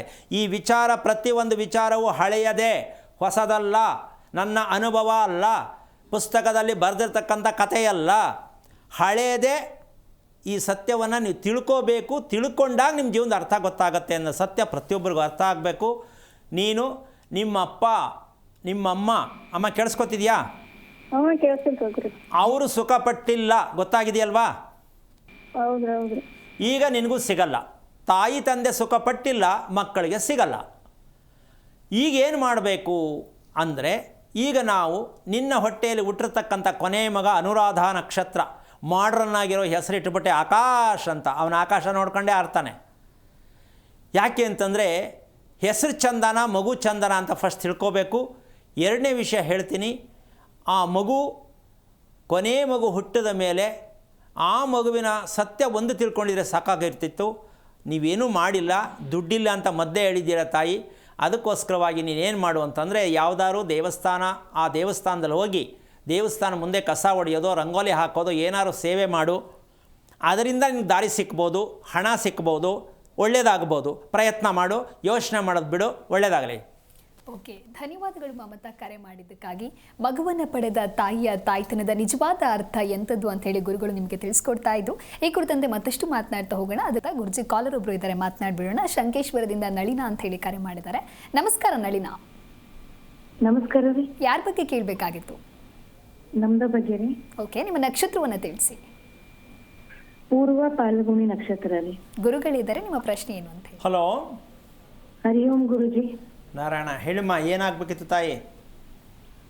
ಏನಿಲ್ಲ ರೀ, ನಮ್ದು ಬಗ್ಗೆ ನಕ್ಷತ್ರದ ಕೇಳೋಣ ಅಂತ. ಎಷ್ಟು ವಯಸ್ಸು ನಿಮಗೆ? ನಮ್ಗೆ 44 ವಯಸ್ಸು ರೀ. ಮದುವೆಯಾಗಿ ಎಷ್ಟು ವರ್ಷ ಆಯಿತು? ಮದುವೆಯಾಗಿ 16 ವರ್ಷ ಆತ್ರಿ. ಯಾಕಮ್ಮ ಇಷ್ಟೊಂದು ಯೋಚನೆ ಮಾಡ್ತೀಯಾ? ನೆನಪಿದಂಗಿಲ್ಲ ರೀ. ಯಜಮಾನ್ರು ಏನು ಮಾಡ್ತಾರೆ? ಅವರು ಕಿರಾಣಿ ವ್ಯಾಪಾರ ಮಾಡ್ತಾರೆ. ನೀನು ಜಗಳ ಮಾಡ್ತೀಯ ನಿಮ್ಮ ಯಜಮಾನ್ರ ಮೇಲೆ, ನಿಮ್ಮ ಯಜಮಾನ್ರು ನಿನ್ನ ಮೇಲೆ ಜಗಳ ಮಾಡ್ತಾರಾ? ಮೊದ್ಲೇನ್ ಇದ್ರಕಿಲ್ರಿ, ಇತ್ತೀಚೆಗೆ ಸ್ವಲ್ಪ ಜಾಸ್ತಿ ಆಗಿದೆ. ಅದೇ ಯಾರು, ನೀನು ಜಾಸ್ತಿ ಜಗಳ ಮಾಡೋದ, ನಿಮ್ಮ ಯಜಮಾನ್ರು ಜಾಸ್ತಿ ಜಗಳ ಮಾಡೋದ? ಅವ್ರೇನಾರು ಇದು ಮಾಡಿದ್ರೆ ಇದು ಮಾಡ್ತೀನಿ ರೀ. ಅಂತೂ ನೀನೇ ಜಾಸ್ತಿ ಅಂತ ಆಯಿತು. ಹ್ಞೂನ್ರಿ, ಏನಾರು ತಪ್ಪು ಇದು ಮಾಡಿದ್ರೆ. ಅಲ್ಲ, ತಪ್ಪೇ, ಅದು ನಿಮ್ಮ ಕಣ್ಣಿಗೆ ತಪ್ಪು ಅಂತ ಅನ್ಸುತ್ತೆ. ತಪ್ಪಾಗದೇ ಇರೋ ತಪ್ಪಾಗಿ ಕಾಣಿಸುತ್ತೆ. ಯಾಕೆ ಅಂದರೆ ನೀನು ನೆಮ್ಮದಿಯಾಗಿರಬಾರ್ದಲ್ಲಮ್ಮ, ಅದಕ್ಕೋಸ್ಕರ. ಹಾಂ ರೀ. ಇಲ್ಲಿ ಇದು ವಿಚಾರದಲ್ಲಿ ಒಂದು ಕ್ಲೂ ಕೊಡ್ತೀನಿ, ಹಾಂ ರೀ. ಕೇಳಿಸ್ಕೊಮ್ಮ. ಹಾಂ, ಹೇಳ್ರಿ. ಮದುವೆ ಮಾಡ್ಕೊಳ್ಳೋಕೆ ಮುಂಚೆ ಸಾಕಷ್ಟು ಜನ ಈ ಕಿತ್ತೋಗಿರೋ ಪ್ರಪಂಚದಲ್ಲಿ ಯಾರು ಸರಿ ಯಾರು ತಪ್ಪು ಅಂತ ಕರೆಕ್ಟಾಗಿ ತಿಳ್ಕೊಂಡೆ ಮದುವೆ ಮಾಡ್ಕೊಳ್ಳೋಣ ಅಂತ ಹೆಣ್ಣು ಹೌದು ಗಂಡು ಹೌದು, ಹೌದಾ? ಇಲ್ಲಿ 2 ರಸ್ತೆ ಇದೆ. ಏನು? ಕರೆಕ್ಟಾಗಿ ಮ್ಯಾಚ್ ಆಗೋವಂಥ ಹುಡುಗ, ಕರೆಕ್ಟಾಗಿ ಕುಂಡ್ಲಿಯಲ್ಲಿ ಕರೆಕ್ಟಾಗಿದೆ ಅಂತ ಅದನ್ನು ಕಂಡಿಡ್ಕೊಂಡು ಮದುವೆ ಮಾಡ್ಕೊಳ್ತಕ್ಕಂಥದ್ದು ಹುಡುಗ ಹುಡುಗಿ. ಇದೆರಡು ರಸ್ತೆ ಪಕ್ಕ ಏನಾದ್ರು ಮಾಡಿ ಸರಿ ಮಾಡ್ಕೊಳ್ಳೇಬೇಕು ಅಂತ ಎಲ್ರಿಗೂ ಅಂತ ಹೇಳೋಕ್ಕಾಗಲ್ಲ ಕೆಲವರಿಗೆ. ಇದು ನಿರ್ಧಾರ ಸರಿಯೇ. ಕುಂಡಲಿಯಲ್ಲಿ ತುಂಬ ಎಲ್ಲವೂ ಚೆನ್ನಾಗಿದೆ, ಹುಡುಗನಲ್ಲಿ ಯಾವುದೇ ಲೋಪ ಎಲ್ಲ ಇವನು ಮಾಡಿಕೊಂಡ್ರೆ ತುಂಬ ಚೆನ್ನಾಗಿರ್ಬೋದು ಕುಂಡಲಿ ರಿಸಲ್ಟ್. ಓಕೆ. ಇನ್ನು ನೋಡೋಕ್ಕೂ ಪ್ರತಿಯೊಂದರಲ್ಲೂ ಕರೆಕ್ಟಾಗಿ ಸೂಟ್ ಆಗ್ತಕ್ಕಂಥದ್ದು ಅನ್ನೋದು ಕೂಡ ಅದು ಓಕೆನೇ. ಇದೆರಡೂ ಪಾಸಾಗಿ ಮದುವೆ ಮಾಡಿಕೊಂಡ ಮೇಲೆ ಸಮಸ್ಯೆ ಉತ್ಪತ್ತಿ ಆಗತ್ತೆ. ಯಾರಿಂದ ಅಂತ ಕೇಳಿದ್ರೆ ಯಾರಿಂದ ಆಗ್ಬೋದಮ್ಮ? ಗಂಡ ಹೆಂಡತಿ ಅಲ್ಲ, ಗಂಡನ ಬಗ್ಗೆ ಹೆಣ್ಣು ಗಂಡನ ಬಗ್ಗೆ ತಿಳ್ಕೊಳಕ್ಕೆ ಹೋಗ್ತಾಳೆ, ಹೆಣ್ಣು ಗಂಡನ ಬಗ್ಗೆ, ಗಂಡು ಹೆಣ್ಣಿನ ಬಗ್ಗೆ ತಿಳ್ಕೊಳಕ್ಕೆ ಹೋಗ್ತಾರೆ, ಅವ್ರ ಬಗ್ಗೆ ತಿಳ್ಕೊಂಡಿರಲ್ಲ. ಓಕೆ. ನನಗೆ ನೆಮ್ಮದಿ ಸಿಗುವ ಯೋಗ ಕೊಡುವ ಹೆಂಡತಿ ಬರ್ತಾಳ, ನನಗೆ ಯೋಗ ಕೊಡುವ ಗಂಡ ಬರ್ತಾನ ಅಂತ ತಿಳ್ಕೊಳ್ಳೋದು ಸರಿಯಾದ ಶಾಸ್ತ್ರ ಕುಂಡ್ಲಿ. ನಾವು ಯಾವ ಕಾರಣಕ್ಕೂ ಯಾವುದೇ ತಂದೆ ತಾಯಿ ಮಾಡ್ತಾ ಇರ್ತಕ್ಕಂಥ ಲೋಪ ಯಾವುದು ಅಂದರೆ ವಂಚನೆ. ಹುಡುಗನ ಬಗ್ಗೆ ಕೇಳಕ್ಕೆ ಹೋಗ್ತಾರೆ ಹೊರತು ಹುಡುಗಿ ಬಗ್ಗೆ ಕೇಳಕ್ಕೆ ಹೋಗಲ್ಲ. ಅಂದರೆ ಹುಡುಗಿ ಮನೆಯಲ್ಲಿರ್ತಕ್ಕಂಥ ತಂದೆ ಹುಡುಗನ ಮನೆ ಬಗ್ಗೆ ಹುಡುಗನ ಬಗ್ಗೆ ಕೇಳ್ತಾರೆ ಹೊರತು ನನ್ನ ಮಗಳು ಏನು ಅಂತ ತಂದೆ ಕೇಳಲ್ಲ. ಈ ತಪ್ಪು ಸಾಮಾನ್ಯವಾಗಿ ಎಲ್ಲರೂ ಇದನ್ನೇ ಮಾಡ್ತಿರೋದು. ಯಾಕೆ ಅಂದರೆ ನಮ್ಮ ಮಗಳು ನಮ್ಮ ಮಗ ಕರೆಕ್ಟಾಗಿದ್ದಾನೆ ಅಂತ ಇವ್ರ ನಂಬಿಕೆ. ಅವನು ನಿದ್ದೆ ಸರಿ ಮಾಡ್ತಾವನ ಅನ್ನೋದೇ ಗೊತ್ತಿರಲ್ಲ ಇವರಿಗೆ ಮಕ್ಕಳ ಬಗ್ಗೆ. ಆದರೆ ನನ್ನ ಮಗ ಸರಿ, ನನ್ನ ಮಗಳು ಸರಿ. ಈಗ ಮದುವೆಯಲ್ಲಿ ಮ್ಯಾಚಿಂಗ್ ಕೇಳಕ್ಕೆ ಹೋಗ್ಬೇಕಾಗಿರೋದು ಬೇರೆ ಮನೆಯವ್ರದ್ದಲ್ಲ ರೀ, ನಿಮ್ಮನೆ ಮ್ಯಾಚಿಂಗ್ ಕೇಳಿ ಫಸ್ಟು, ಆಮೇಲೆ ಮದುವೆ ಹುಡ್ಕೋದು. ನೀವು ಯಾರು ಮಾಡ್ತಾರೆ ನಮ್ಮ ಕೆಲಸ? ಇನ್ನೊಬ್ಬರ ಮನೆ ಬಗ್ಗೆ ಹುಡ್ಕೋದೇ ಹೊರತು ನಮ್ಮ ಬಗ್ಗೆ ನಾವು ಹುಡ್ಕೊಳ್ಳೋದೇ ಇಲ್ಲ. ಇದು ಶಾಸ್ತ್ರ ಕೇಳೋರು ತಪ್ಪಲ್ಲ, ಅವರು ಹೇಳಲ್ಲ, ನಿಮಗೂ ಗೊತ್ತಿಲ್ಲ. ಅದಕ್ಕೋಸ್ಕರವಾಗಿ ಮದುವೆ ಮಾಡ್ಕೊಂಡ ಮೇಲೆ ಯಾವುದೇ ಕಾರಣಕ್ಕೂ ಮೈನಸ್ ಹುಡುಗಿಯಿಂದಾರೋ ಬರ್ಬೋದು, ಹುಡುಗನಿಂದನಾರೋ ಬರ್ಬೋದು. ಒಂದು ತಿಳ್ಕೊಳ್ಳಿ, ನೀವು ಸುಖವನ್ನು ಅನುಭವಿಸುವ ಯೋಗ ನಿಮಗಿಲ್ಲವಾದ ಪಕ್ಷದಲ್ಲಿ ಹುಡುಗಿಯಾಗಿದ್ದರೆ ಕ್ರೂರವಾದ ಹುಡುಗ ಸಿಗ್ತಾನೆ.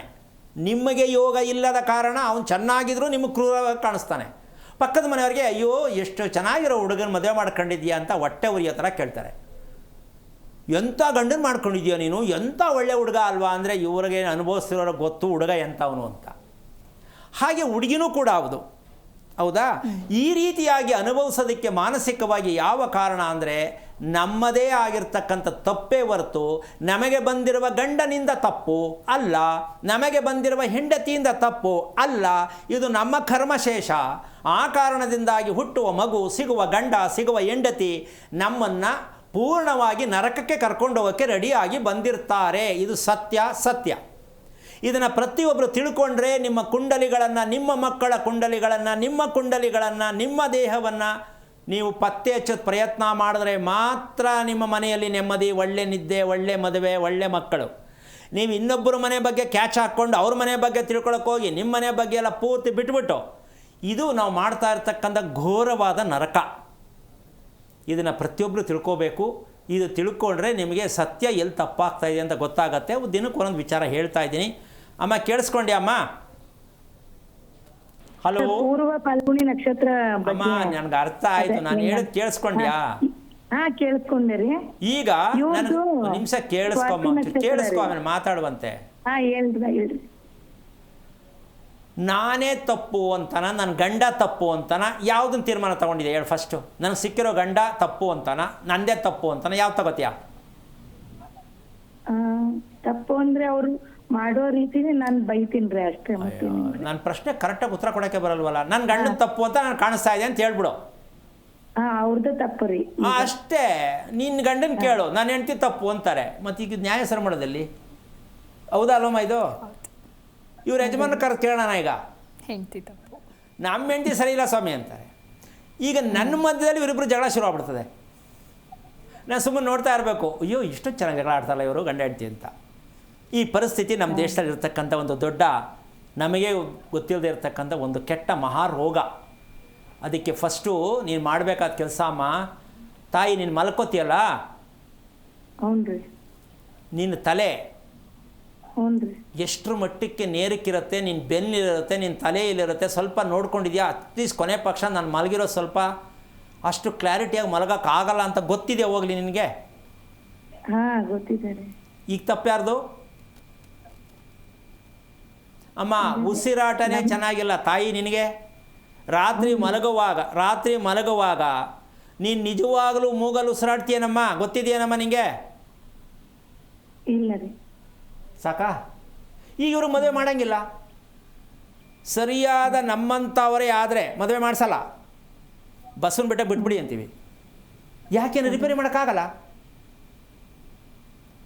ಮಲ್ಕೊಂಡಾಗ ಮೂಗಲ್ಲಿ ಉಸಿರಾಡ್ತಾ ಇಲ್ಲ, ಬಾಯಲ್ಲಿ ಉಸಿರಾಡ್ತಿದ್ದೀನಿ ಅಂತ ಯಮನ್ ಗೊತ್ತಿಲ್ಲ, ಮದುವೆ ಆಯಿತು, ಮಕ್ಕಳಾಯಿತು. ಇಂಥ ಕೇಸು 80% ನಮ್ಮ ದೇಶದಲ್ಲಿದೆ. ಈಗ ಇವ್ರಿಗೆ ಗಣಕೂಟ ನೋಡಿ, ಶಾಸ್ತ್ರ ಹೇಳಿ, ಕುಂಡ್ಲಿ ಚೆಕ್ ಮಾಡಿ ಮದುವೆ ಮಾಡಿ ಏನು ಕರ್ಮ? ಎಲ್ಲಿ ಸಿಗುತ್ತೆ ಇವ್ರಿಗೆ ಉತ್ತರ? ಕುಂಡ್ಲಿ ಹೇಳೋನಿಗೆ ಬಾಯಲ್ಲಿ ಉಸಿರಾಡ್ತಾರೆ, ಗೊತ್ತಾ? ಗೊತ್ತಿಲ್ಲ. ನಮ್ಮ ದೇಶದಲ್ಲಿ ಹುಟ್ಟಿದನ ಅಂಥವ್ನು ಕಂಡುಹಿಡಿಯೋನು. ಹೆಣ್ಣಾಗಲಿ ಗಂಡಾಗಲಿ ಬಾಯಲ್ಲಿ ಉಸಿರಾಡೋರು ದಾಂಪತ್ಯ ಚೆನ್ನಾಗಿರುವುದಿಲ್ಲ. ಹೆಣ್ಣಾರು ಆಗಿರ್ಬೋದು, ಗಂಡಾರು ಆಗಿರ್ಬೋದು. ಮಲಕ್ಕಂಡ್ಮೇಲೆ ಬಾಯಿ ಬಿಡ್ತೀನಿ ಅಂತ ಗಂಡನಿಗೆ ಗೊತ್ತಾ, ಹೆಂಡ್ತಿಗೆ ಗೊತ್ತಾ? ಅದನ್ನು ಅವರೇ ನೋಡ್ಕೊಂಡಿರಲ್ಲ. ಇಲ್ಲ ಸ್ವಾಮಿ ನಿದ್ದೆ ಮಾಡ್ತಾಳೆ ಚೆನ್ನಾಗಿ. ಇನ್ನು ಕೆಲವ್ರು ಕೇಳ್ತಾರೆ, ಭಾರಿ ತಮಾಷೆ ಕೇಳ್ತೀನಿ ನಾನು, ನಿದ್ದೆ ಚೆನ್ನಾಗಿ ಮಾಡ್ತೀನಿ. ಅಯ್ಯೋ ಮಲಕ್ಕಂಡದ್ದು ಅಷ್ಟೇ ಗೊತ್ತು, ಬೆಳಿಗ್ಗೆ ಹೆಂಗೆ ಹೇಳ್ತೀನೋ ಗೊತ್ತಿಲ್ಲ ಅಂತಾರೆ. ಹೌದಾ, ವೆರಿ ಗುಡ್, ತುಂಬ ಚೆನ್ನಾಗಿ ನಿದ್ದೆ ಮಾಡ್ತೀಯಲ್ವಾ? ಹಾಂ. ಕೋಪ ಏನಕ್ಕೆ ಬರುತ್ತೆ ನಿನಗೆ? ಅದೇ ನನಗೆ ಗೊತ್ತಾಯ್ತಾ ಇಲ್ಲ. ಬಾಯಿ ಬಿಟ್ಕೊಂಡಿರ್ತೀಯ ಗೊತ್ತಾ ನಿನಗೆ? ಹಾಂ. ಅದ್ರ ಜೊತೆ ಜೊಲ್ಲು ಸುರಿಸ್ಕೋತಾರೆ. ಆ ಜೊಲ್ಲು ದಿಂಬುಲ ಮೇಲೆಲ್ಲ ಬಿದ್ದಿರ್ತದೆ. ಎಂಥ ಅಧ್ವಾನ ಅಂದರೆ ಹೇಳೋಕ್ಕೂ ಕೇಳೋಕ್ಕೂ ಅಸಹ್ಯ. ಈಗ ಇದನ್ನೆಲ್ಲ ರಿಪೇರಿ ಮಾಡೋದು ಯಾರು ಮಾಡ್ತಾರಾ? ಇದನ್ನ ಮೆಡಿಕಲ್ ರೆಡಿ ಮಾಡ್ತಾರಾ? ಇಲ್ಲ. ಶಾಸ್ತ್ರ ರೆಡಿ ಮಾಡ್ತಾರಾ? ಇಲ್ಲ. ಮತ್ತು ಹಂಗಿದ ಮೇಲೆ ದಾಂಪತ್ಯಕ್ಕೆ ಮದುವೆ ಮಾಡೋದಕ್ಕೆ ಪರ್ಮಿಷನ್ ಕೊಡ್ತಕ್ಕಂತಹ ಅವಿವೇಕಿಗಳಿಗೆ ಏನು ಹೇಳಬೇಕು? ಗಂಡ ಹೆಂಡತಿ ಚೆನ್ನಾಗಿರ್ತಾರೆ, ಇವರು ಭಾರಿ 100 ವರ್ಷ ಬಾಳಿ ಬದುಕ್ತಾರೆ ಅಂತ ಸುಳ್ಳು ಹೇಳಿ, ಅವ್ರು ನಿದ್ದೆ ಮಾಡೋದು ಗೊತ್ತಿಲ್ಲ, ಅವ್ರು ಉಸಿರಾಡೋದು ಗೊತ್ತಿಲ್ಲ, ಅವ್ರು ಕೂತ್ಕೊಳ್ಳೋದು ಗೊತ್ತಿಲ್ಲ, ಅವ್ರು ಊಟ ಮಾಡೋದು ಗೊತ್ತಿಲ್ಲ, ನಿಮ್ಗೆ ಯಾವನ್ ರೈಟ್ಸ್ ಕೊಟ್ಟನು ಮದುವೆ ಮಾಡುವಂತ ಕೇಳ್ತೀನಿ ನಾನು. ಸುಳ್ಳು ಮದುವೆಗಳು ಯಾಕೆ ಮಾಡಿಸ್ತೀರಾ? ಅದಕ್ಕೆ ನಿಮಗೂ ಪುರ್ಸತ್ತಿಲ್ಲ, ದುಡ್ಡು ಇಲ್ಲ, ಪುರ್ಸತ್ತು ಇಲ್ಲ. ಯಾರಿಗೆ? ಶಾಸ್ತ್ರ ಹೇಳೋರಿಗೆ ಯಾವ ಕಾರಣಕ್ಕೂ ದುಡ್ಡು ಸಿಕ್ಕಲ್ಲ. ಯಾಕೆ? ಬರೀ ಸುಳ್ಳು ಮಾಹಿತಿ. ಪುರುಸತ್ತಂತೂ ಮೊದಲೇ ಇಲ್ಲ. ಅಲ್ಲಿ ಹೋದ್ರೆ ದುಡ್ಡು ಬರ್ತದೇನೋ, ಇಲ್ಲೋದ್ರೆ ದುಡ್ಡು ಬರ್ತದೇನೋ, ಈ ಫೋನ್ ಬರ್ತದೇನೋ, ಹಿಂಗೆ ಬರೀ ಕಮಿಟ್ಮೆಂಟ್ ಲೈಫ್. ಆ ಶಿಕ್ಷೆ ಕೊಟ್ಟಿದ್ರು ಭಗವಂತ ಇನ್ನೂ ಎಚ್ಚರಿಕೆ ತಗೊಂಡು ಒಳ್ಳೆ ಸತ್ಯವಾಗಿ ಹೇಳೋಣ, ಜನಗಳು ರೆಡಿ ಮಾಡೋಣ, ಕರೆಕ್ಟಾಗಿ ದುಡ್ಡು ಇಸ್ಕೊಳ್ಳೋಣ. ದುಡ್ಡು ಇಸ್ಕೊಳ್ಳೋಕ್ಕೂ ಬರಲ್ಲ. ದುಡ್ಡು ಇಸ್ಕೊಳ್ಳೋದು ಒಂದು ಕಲೆ ತಾನೆ. ದುಡ್ಡು ಇಸ್ಕೊಳ್ಳೋಕ್ಕೆ ಬರಲ್ಲ ಅಂತ ನಾನು ಹೇಳ್ತೀನಿ. ಎಷ್ಟೋ ಜನಕ್ಕೆ ನಾನು ಕೇಳ್ತೀನಿ, ಅಜ್ಞಾನಿಗಳ ಥರ ದುಡ್ಡು ಇಸ್ಕೊತಿರಲ್ರಿ, ಬೆಗ್ ಮಾಡ್ತಿರಲ್ರಿ, ನೇರವಾಗಿ ಕೇಳೋದಲ್ಲ, ಅವರೇ ತಂದು ಕೊಟ್ಬಿಟ್ಟು ನಮಸ್ಕಾರ ಮಾಡಬೇಕು. ಈ ತಾಕತ್ತು ನಮ್ಮಲ್ಲಿ ಇರಬೇಕು. ಏನು ಹೇಳ್ತೀಯಮ್ಮ? ಹಾಂ. ಹುಡ್ಕೊಂಡು ಬಂದು ಕೊಟ್ಟಪ್ಪ, ಎಷ್ಟೋ ಕೊಡ್ತೀಯ ಕೊಟ್ಬಿಡಪ್ಪ, ಇದೇನಿದು ಭಿಕ್ಷಾ ಬೇಡೋದು? ಅವಶ್ಯಕತೆ ಇಲ್ಲ ಅಲ್ಲ. ವಿದ್ಯೆಗೆ ಬೆಲೆ ಬೇಕು ಅಂತಂದರೆ ನೀವು ಬಾಯ್ಬಿಟ್ಟು ಕೇಳುವಂಥ ಮಟ್ಟಕ್ಕೆ ಇಟ್ಕೋಬಾರ್ದು. ಅಂದರೆ ಬಾಯ್ಬಿಟ್ಟು ಏನೋ ಇನ್ನು ಸ್ವಲ್ಪ ಕೊಡುವಂಥ, ಇಷ್ಟೇ ಕೊಡುವಂಥ ಕೇಳಬೇಕು. ಇದು ತಾಕತ್ತು. ವಿದ್ಯೆಯ ತಾಕತ್ತು ಯಾವುದು ಅಂದರೆ ಇಷ್ಟೇ ಬೇಕು, ರಿಪೇರಿ ಮಾಡಬೇಕು, ಎರಡೂ ಗೊತ್ತಿರಬೇಕು. ಬರೀ ಇಷ್ಟೇ ಬೇಕು ಅಂದರೆ ಓಡಾಡಿಸ್ಕೊಂಡು ಬಂದುಬಿಡ್ತಾರೆ ಎಲ್ಲರೂ ಜನ. ಎಷ್ಟು ದಿನ ಸುಳ್ಳು, ಎಷ್ಟು ದಿನ ಮೋಸ ಮಾಡ್ಬೋದು? ಸಾಧ್ಯನೇ ಇಲ್ಲ. ಹಾಗಂತ ತಪ್ಪಾಗಲ್ಲ ಯಾರಿಂದನೂ ಅಂತಲ್ಲ, ಎಲ್ಲ ಕರೆಕ್ಟಾಗಿರ್ತಾರೆ ಅಂತ ಹೇಳ್ತಾ ಇಲ್ಲ. ವಿಚಾರ ಇಷ್ಟು, ಎರಡೂ ಕಡೆಯಿಂದನೂ ತಪ್ಪಲ್ಲಿ ಯಾವುದೋ ಒಂದು ಕಡೆ ಆಗಿರುತ್ತೆ. ಹೇಳೋದನ್ನು ಪೂರ್ತಿ ಮಾಡ್ಕೊಳ್ಳಲ್ಲ, ಅಲ್ಲಿ ತಪ್ಪಾಗತ್ತೆ. ನಾವು ಹೇಳೋರು ಕೂಡ ಸರಿಯಾದ ಮಾಹಿತಿ ಕೊಡಲ್ಲ, ಇಲ್ಲೂ ತಪ್ಪಾಗತ್ತೆ. ಎರಡೂ ಕಡೆ ತಪ್ಪಾಗತ್ತೆ. ಏನಮ್ಮ? ಹೇಳೋದನ್ನು ನಡ್ಕೊಳ್ಳಲ್ಲ, ಅವ್ರ ತಪ್ಪು. ಕರೆಕ್ಟಾಗಿ ಗುರುತು ಯಾವುದು ಅಂತ ಹೇಳ್ಕೊಡೋದು ನಮ್ಮದು ತಪ್ಪು, ಹೇಳದೆ ಇರೋದು ನಮ್ಮದು ತಪ್ಪು. ಈ ತಪ್ಪಲ್ಲೇ ಇದ್ದಾಗ ಸರಿಯಲ್ಲಿ ಬರುತ್ತಿಲ್ಲಿ. ಇದು ಪ್ರತಿಯೊಬ್ಬರು ಅರ್ಥ ಮಾಡ್ಕೋಬೇಕು. ಈಗ ಅಮ್ಮ ನೀನು ಮಾಡಬೇಕಾದ ಕೆಲಸ ಏನು ಅಂದರೆ, ಈ ಅಮ್ಮ ಬಾಯಲ್ಲಿ ಉಸಿರಾಡ್ತಕ್ಕಂತಹ ವಿಚಾರದಲ್ಲಿ ಯಾವುದ್ರಲ್ಲಿ ರಿಪೇರಿ ಮಾಡ್ಬೋದು? ಕಡಿಮೆ ಅಂದರೆ 2 ರಿಂದ 3 ವರ್ಷ ಬೇಕು. ಇದನ್ನು ರಿಪೇರಿ ಮಾಡ್ಬೋದು, ಮಾಡೋಕ್ಕಾಗಲ್ಲ ಅಂತಿಲ್ಲ. ಇದು ರಿಪೇರಿ ಆಗಿಬಿಟ್ರೆ ಈ ಅಮ್ಮ ಸೌಭಾಗ್ಯವತಿ ಮಹಾಲಕ್ಷ್ಮಿ ಥರ ಆಗಿಬಿಡ್ತಾರೆ. ಈಗ ಇದನ್ನು ರಿಪೇರಿ ಮಾಡೋಕ್ಕೆ ಪ್ರಪಂಚದಲ್ಲಿ ಇದ್ದರೆ ನಾನು ಒಬ್ಬನೇ ಇದ್ದವನು ಅಂತ ಹೇಳ್ಬೋದು ಅಷ್ಟೇ. ಮಾಡ್ಕೊಂಡ್ರೆ ಹೇಳ್ಕೊಡೋಕೆ ನಾನು ರೆಡಿ. ಬಾಯಲ್ಲಿ ಉಸಿರಾಡುವವರನ್ನ ನಿಲ್ಲಿಸುವುದು ಹೇಗೆ? ಸತ್ಯವಾಗಲೂ ತಿಳ್ಕೊಳ್ಳಿ, ಇದು ತಾಕತ್ತಾದ ವಿಚಾರ, ಅಷ್ಟು ಸುಲಭದ ವಿಚಾರ ಅಲ್ಲ. ಇದು ಚಾಲೆಂಜ್ ಆಗಿರತಕ್ಕಂಥ ವಿಚಾರ. ಈ ರೀತಿ ಮಕ್ಕಳು ಬಾಯಲ್ಲಿ ಉಸಿರಾಡೋ ಮಕ್ಕಳು ಎಷ್ಟು ಜನ ತೋರಿಸ್ಲಿ? ಏನಮ್ಮ? ಮಗು ಬಾಯಲ್ಲಿ ಉಸಿರಾಡ್ತಾ ಇದೆ ಅಂದರೆ ಈಗ ಮಗು ಮುಂದೆ ಭವಿಷ್ಯ ಇದೆಯಾ, ಆಯಸ್ಸಿದೆಯಾ, ಆರೋಗ್ಯ ಚೆನ್ನಾಗಿರುತ್ತಾ? ಇದನ್ನು ತಾಯಿ ಆದವಳು ಮಗುವಿನ ಬಗ್ಗೆ ಯಾವ ತಾಯಿ ಆದವಳು ಇದನ್ನು ಗಮನ ಮಾಡ್ತಾರೆ? ನನ್ನ ಮಗು ಮಲ್ಕೊಂಡ ಜಾಗದಲ್ಲಿ ಬಾಯಿ ಬಿಟ್ಟು ರಾತ್ರಿ ಹೊತ್ತು ನಿದ್ದೆ ಮಾಡುತ್ತೆ, ಗೊತ್ತಿಲ್ಲ. ಈಗ ತಾಯ್ತನಕ್ಕೆ ಬೆಲೆ ಇದೆಯಾ? ಮಗು ಪಕ್ಕದಲ್ಲಿ ಮಲಗಿರೋ ತಾಯಿಗೆ ಉಸಿರಾಡೋದು ಗೊತ್ತಾಗಿಲ್ಲ ಮಗುವುದು ಅಂದ ಮೇಲೆ ತಾಯಿ ಅಂತಕ್ಕಂಥದ್ದು ಯಾವ ಸ್ಥಾನವನ್ನು ನೀಗತ್ತೆ. ಪ್ರತಿ ತಾಯಿ ಅಂದರೆ ಅರ್ಥ ಮಾಡ್ಕೊಳ್ಳಿ. ಮಗು ಬಗ್ಗೆ ನಿಮ್ಗೆ ಎಷ್ಟು ಗೊತ್ತು? ನಾನು ಪ್ರಶ್ನೆ ಕೇಳ್ತೀನಿ. ನಿಮ್ಮ ಮಗು, ನಿಮ್ಮದೇ ಮಗು, ನೀವು ಹಿಡಿದಿರುವ ಮಗು, ಆ ಮಗುವಿನ ಬಗ್ಗೆ ನೀವು ಎಷ್ಟು ತಿಳ್ಕೊಂಡಿದ್ದೀರಾ ಹೇಳಿ ಅಂದರೆ ಒಬ್ಬರಿಗೂ ಉತ್ತರ ಗೊತ್ತಿಲ್ಲ. ಮಂಡು ಮಾಡುತ್ತೆ, ಕೋಪ ಮಾಡ್ತದೆ, ಬೇಜಾರು ಮಾಡುತ್ತೆ, ಇದೊಂದು ಬಿಟ್ಟರೆ ಆರೋಗ್ಯದ ಬಗ್ಗೆ, ಮಕ್ಕಳ ಬಗ್ಗೆ ತಾಯಂದಿರ ಕೈಲಿ ಹೇಳಲಿಕ್ಕೆ ಆಗೋದೇ ಇಲ್ಲ. ಕಾರಣ ಅವರದೇ ತಾಪತ್ರಯ. ಆ ತಾಪತ್ರಯದಲ್ಲಿ ಇನ್ನೊಂದು ತಾಪತ್ರಯ, ಇದೇ ನಮ್ಮ ಜೀವನ ಆಗಿದೆ, ಇದೇ ನರಕ ಆಗಿದೆ ಅಂತ 3 ಸಲ ಹೇಳಿದ್ದೀನಿ. ಈ ನರಕದಿಂದ ಹೊರಗೆ ಬರೋದಕ್ಕೆ ಪ್ರಯತ್ನ ಮಾಡಿ. ಅಮ್ಮ ಕೇಳಿಸ್ಕೊಂಡೆ ಅಮ್ಮ? ಹ್ಞೂ ರೀ ಸ್ವಾಮೀರ. ಅದಕ್ಕೆ ನೀನೇನು ಮಾಡಬೇಕು ಅಂದರೆ ಬೆಳಗ್ಗೆ ಒಂದು 3/4 ಗಂಟೆ, ಸಾಯಂಕಾಲ 3/4 ಗಂಟೆ ಗಂಡ ಬರಲಿ ಬಿಡಲಿ ನಿನ್ನಷ್ಟಕ್ಕೆ ನೀನೇ ವಾಕ್ ಮಾಡೋದು. ಮೊಬೈಲ್ ತೊಗೊಂಡು ಹೋಗಬಾರ್ದು, ಮಾತಾಡಬಾರ್ದು, ತಲೆ ಬಗ್ಗಿಸ್ಬಾರ್ದು, ನೇರವಾಗಿ ನಡಿಬೇಕು. ಇಷ್ಟು ಮಾಡು, ಬಾಳೆ ಎಲೆಯಲ್ಲಿ ಊಟ ಮಾಡು.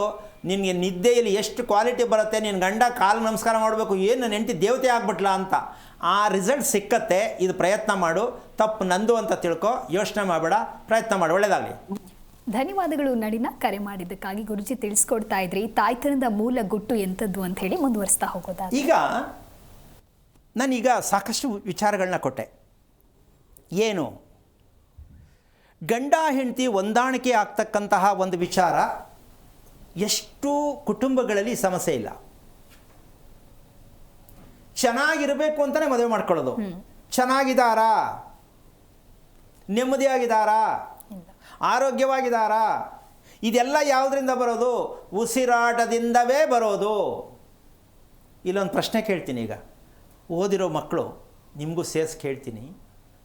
ನಮ್ಮ ಉಸಿರಾಟವನ್ನು ಸ್ಟೋರೇಜ್ ಮಾಡ್ಕೊಳ್ತಕ್ಕಂಥ ಜಾಗ ತಲೆಯಲ್ಲಿ ಗೊತ್ತಿದೆಯಮ್ಮ ನಮಗೆ? ನಮ್ಮ ಉಸಿರಾಟವನ್ನು ಸ್ಟೋರೇಜ್ ಆಗುವಂಥ ಜಾಗ ಇದೆ ನಮ್ಮ ತಲೆಗೆ. ಯಾವ ಭಾಗದಲ್ಲಿ ಸ್ಟೋರೇಜ್ ಆಗುತ್ತೆ ಉಸಿರಾಟ? ಇದನ್ನು ಯಾವ ಸ್ಕೂಲಲ್ಲಿ ಓದೋದು? ಇಲ್ಲ, ಸ್ಕೂಲಲ್ಲಿ ಸಿಕ್ಕಲ್ಲ, ಇದಕ್ಕೆ ಉತ್ತರ ಇಲ್ಲ. ಇದು ನಮ್ಮ ಹಿಂಬದಿಯಲ್ಲಿ, ತಲೆಯ ಹಿಂಭಾಗದಲ್ಲಿ ನಮ್ಮ ಉಸಿರಾಟ ಸ್ಟೋರೇಜ್ ಆಗುವಂಥ ಬ್ಯಾಂಕ್. ಸೈಡ್ ತಲೆನೋವು ಮುಂಭಾಗ ಇಲ್ಲಿ ಬರ್ತದೆ ಸ್ವಾಮಿ, ಈ ಕಡೆ ತಲೆನೋವು ಬರ್ತದೆ ಸ್ವಾಮಿ, ಈ ಕಡೆ ತಲೆನೋವು ಬರ್ತದೆ ಅಂದರೆ ಅವರ ಉಸಿರಾಟ ಚೆನ್ನಾಗಿಲ್ಲ ಅಂತ. ಯಾರಿಗೆ ತಲೆನೋವು ಸದಾ ಇರುತ್ತೆ ಅವ್ರಿಗೆ ಮೆಡಿಷನ್ ಇಲ್ಲ, ಮೆಡಿಷನ್ ಇದೆ ಅಂದರೆ ತಗೊಂಡು ಉಚ್ಚರ ಬಿಡ್ತಾರೆ. ಕಾರಣ ಅವರ ಮಲಗುವ ಭಂಗಿ ಚೆನ್ನಾಗಿರಲ್ಲ. ತಲೆನೋವು ಬರುವುದಕ್ಕೆ ಅವರ ತಲೆಯ ಕ್ಲೀನವಾಗಿರ್ತಕ್ಕಂಥ ರೀತಿ, ಯಾವ ರೀತಿ ದಿಂಬಲ ಮೇಲೆ ತಲೆ ಹಾಕಿ ಮಲಗಬೇಕು ಅಂತಕ್ಕಂಥ ವಿಚಾರ ಯಾವ ಕಾರಣಕ್ಕೂ ಬರಲ್ಲ. ಕಾರಣ ನಾವು ಅನ್ಕೋಬೋದು ನಾವು ಹಿಂಗೆ ನೇರಕ್ಕೆ ಮಲಗಿರ್ತೀನಿ ಅಂತ. ನಿದ್ದೆ ಬಂದಮೇಲೆ ನಮ್ಮ ದೇಹವನ್ನು ತಿರುಗಿಸುವ ಒಬ್ಬ ಡ್ರೈವರ್ ಇದ್ದಾರೆ. ನಾವು ನಿದ್ದೆಗೆ ಹೋದಾಗ ನಮ್ಮ ದೇಹವನ್ನು ಹೇಗೆ ಬೇಕಂಗೆ ತಿರುಗಿಸ್ತಕ್ಕಂಥ ಒಬ್ಬ ಡ್ರೈವರ್ ಇದ್ದಾರೆ. ಯಾವ್ದು ಗೊತ್ತಮ್ಮ? ಹೃದಯ. ನಿದ್ದೆಗೆ ಜಾರಿದ ಮೇಲೆ ಮಗುವಾಗಲಿ ದೊಡ್ಡವರಾಗಲಿ, ನಿದ್ದೆಗೆ ಜಾರಿದ ಮೇಲೆ ಕೈ ಆ ಕಡೆ ಹೋಗಬೇಕು, ಕಾಲು ಆ ಕಡೆ ಹೋಗಬೇಕು, ಕತ್ತೆ ಆ ಕಡೆ ಹೋಗಬೇಕು, ಯಾ ಕಡೆ ತಿರ್ಕೋಬೇಕು, ಹೆಂಗೆ ಮುದುರ್ಕೋಬೇಕು, ಕಾಲು ಯಾರ ಮೇಲೆ ಹಾಕಬೇಕು, ಇದೆಲ್ಲ ಹೃದಯದ ಕೆಲಸನೇ. ಆ ಥರ ವಿಚಿತ್ರವಾಗಿ ಮಲಗುವಂಥವರಿಗೆ ಯಾವ ಕಾರಣಕ್ಕೂ ಉಸಿರಾಟ ಚೆನ್ನಾಗಿರುವುದಿಲ್ಲ. ಇದು ಫಸ್ಟ್ ಬೇಸಿಕ್ ಎಲ್ಲಿ ಹೋಗುತ್ತೆ, ಕೆಟ್ಟೋಗುತ್ತೆ. ಈ ಉಸಿರಾಟ ಚೆನ್ನಾಗಿರೋಲ್ಲ ಅಂದರೆ ದೇವ್ರು ಕೊಟ್ಟಿದ್ದಲ್ವ ಅಂತ ಕೇಳೋ ಅಂಥ ಅವರ ಬುದ್ಧಿವಂತರು ನಾನೇನು ಹೇಳೋಕ್ಕಾಗಲ್ಲ. ಉಸಿರಾಟ ದೇವ್ರು ಕೊಟ್ಟಿದ್ದೇ ಸರಿ, ತಿಳ್ಕೊಂಡಿದ್ದೀರಾ? ದೇವರು ಕೊಟ್ಟಿರೋ ಉಸಿರಾಟ ಹೇಗೆ ತಿಳ್ಕೊಬೇಕಲ್ಲಮ್ಮ. ಅದನ್ನು ಬಿಟ್ಬಿಟ್ಟು ದೇವರೇ ತಾನೇ ಕೊಟ್ಟಿರೋದು ಅಂತ ಕೇಳಿದ್ರೆ ಇಂಥ ಮೂರ್ಖತನದ ಪ್ರಶ್ನೆಗೆ ಉತ್ತರ ಕೊಡೋಕ್ಕಾಗಲ್ಲ. ಉಸಿರಾಟ ಭಗವಂತನೇ, ಪ್ರಾಣನೇ, ಅವನೇ ಭಗವಂತ, ಅದೇ ಆತ್ಮಚರಿತ್ರೆ. ಸರಿ, ನೀವು ಅದನ್ನು ತಿಳ್ಕೊಂಡಿದ್ದೀರಾ? ದೇವರು ಕೊಟ್ಟಿರ್ತಕ್ಕಂಥ ಭಿಕ್ಷೆಯನ್ನು ನಾವು ಹೇಗೆ ಬಳಸಬೇಕು ತಿಳ್ಕೊಂಡಿದ್ದೀರಾ? ಇಲ್ಲ. ಮತ್ತು ಯಾಕೆ ದೇವ್ರ ಮೇಲೆ ಹಾಕ್ತೀರಾ?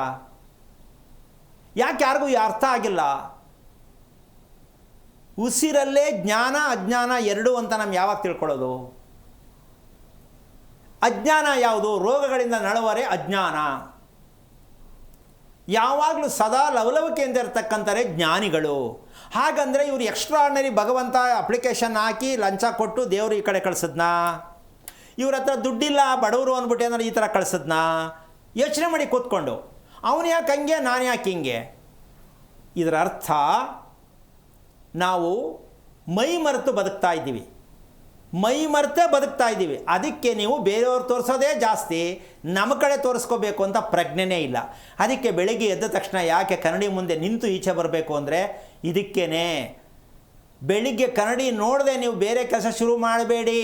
ನಿಮ್ಮ ರೂಪವನ್ನು ನೋಡ್ಕೊಳ್ಳಿ, ನಿಮ್ಮ ಮುಖಭಾವವನ್ನು ನೋಡ್ಕೊಳ್ಳಿ, ಖುಷಿಯಾಗಿದ್ದೀನ ನೋಡ್ಕೊಳ್ಳಿ, ಮುಖ ಹೇಗಿದೆ ನೋಡ್ಕೊಳ್ಳಿ. ಸಾಯಂಕಾಲ ತನಕ ಇದೇ ಕರ್ಮನೇ ಅನುಭವಿಸೋದು ನೀವು. ಕನ್ನಡಿ ನೋಡ್ಕೊಳ್ಳುವಷ್ಟು ನಮ್ಗೆ ಟೈಮ್ ಇದೆಯಾ ಸ್ವಾಮಿ ಅನ್ನೋ ಜನನೇ ಜಾಸ್ತಿ ಅಲ್ವಾ? ಅದಕ್ಕೋಸ್ಕರವಾಗಿ ವಿಚಾರ ಏನಪ್ಪ ಅಂತಂದರೆ, ಮಗು ಚಿಕ್ಕಂದಿನಲ್ಲೇ ಉಸಿರಾಟವನ್ನು ರಿಪೇರಿ ಮಾಡ್ತಕ್ಕಂಥದ್ದು ಹೆತ್ತ ತಾಯಿ ಕೈಯಲ್ಲೇ ಸಾಧ್ಯ.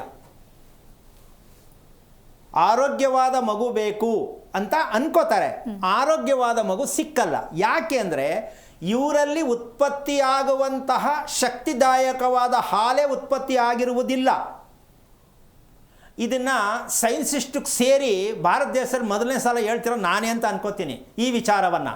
ತಾಯಿಯಲ್ಲಿ ಉತ್ಪತ್ತಿಯಾಗುವಂತಹ ಹಾಲು ಮಗುವಿಗೆ ಎಷ್ಟು ಪ್ರಾಮುಖ್ಯತೆಯನ್ನು ಕೊಡಬೇಕು, ಹಾಲಿನ ರೀತಿ ನೀತಿಗಳು ಹೇಗಿರಬೇಕು, ಇದು ಮಗುವಿಗೆ ಪೂರ್ಣ ಆಯಸ್ಸಿಗೂ ಈ ಹಾಲು ಅತಿ ಮುಖ್ಯವಾಗತ್ತೆ.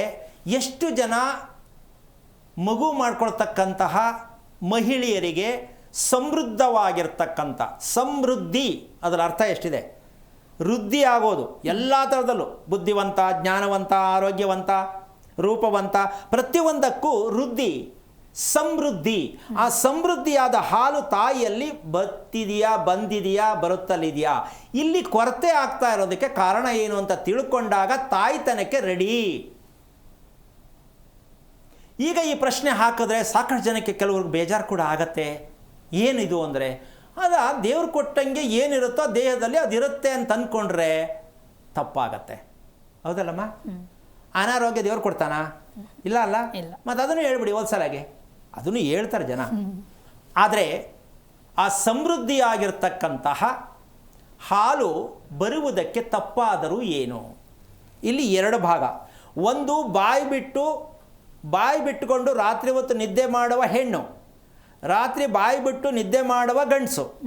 ಇವರಿಬ್ಬರಲ್ಲಿ ಯಾರಾದರೂ ಒಬ್ಬರು ಈ ರೀತಿ ತಂದೆ ತಾಯಿಯಲ್ಲಿ ಒಬ್ಬರಿದ್ದರೆ ಹುಟ್ಟುವ ಮಗು ಆರೋಗ್ಯ ಯಾವ ಕಾರಣಕ್ಕೂ ಇರಲ್ಲ. ಹುಟ್ಟುವ ಮಗು ಯಾವ ಕಾರಣಕ್ಕೂ ಆರೋಗ್ಯ ಚೆನ್ನಾಗಿರಲ್ಲ, ಅಂದರೆ ಉಸಿರಾಟ ಚೆನ್ನಾಗಿರಲ್ಲ. ಇದ್ರ ಜೊತೆಗೆ ಇವ್ರ ದಾಂಪತ್ಯ ಚೆನ್ನಾಗಿರಲ್ಲ.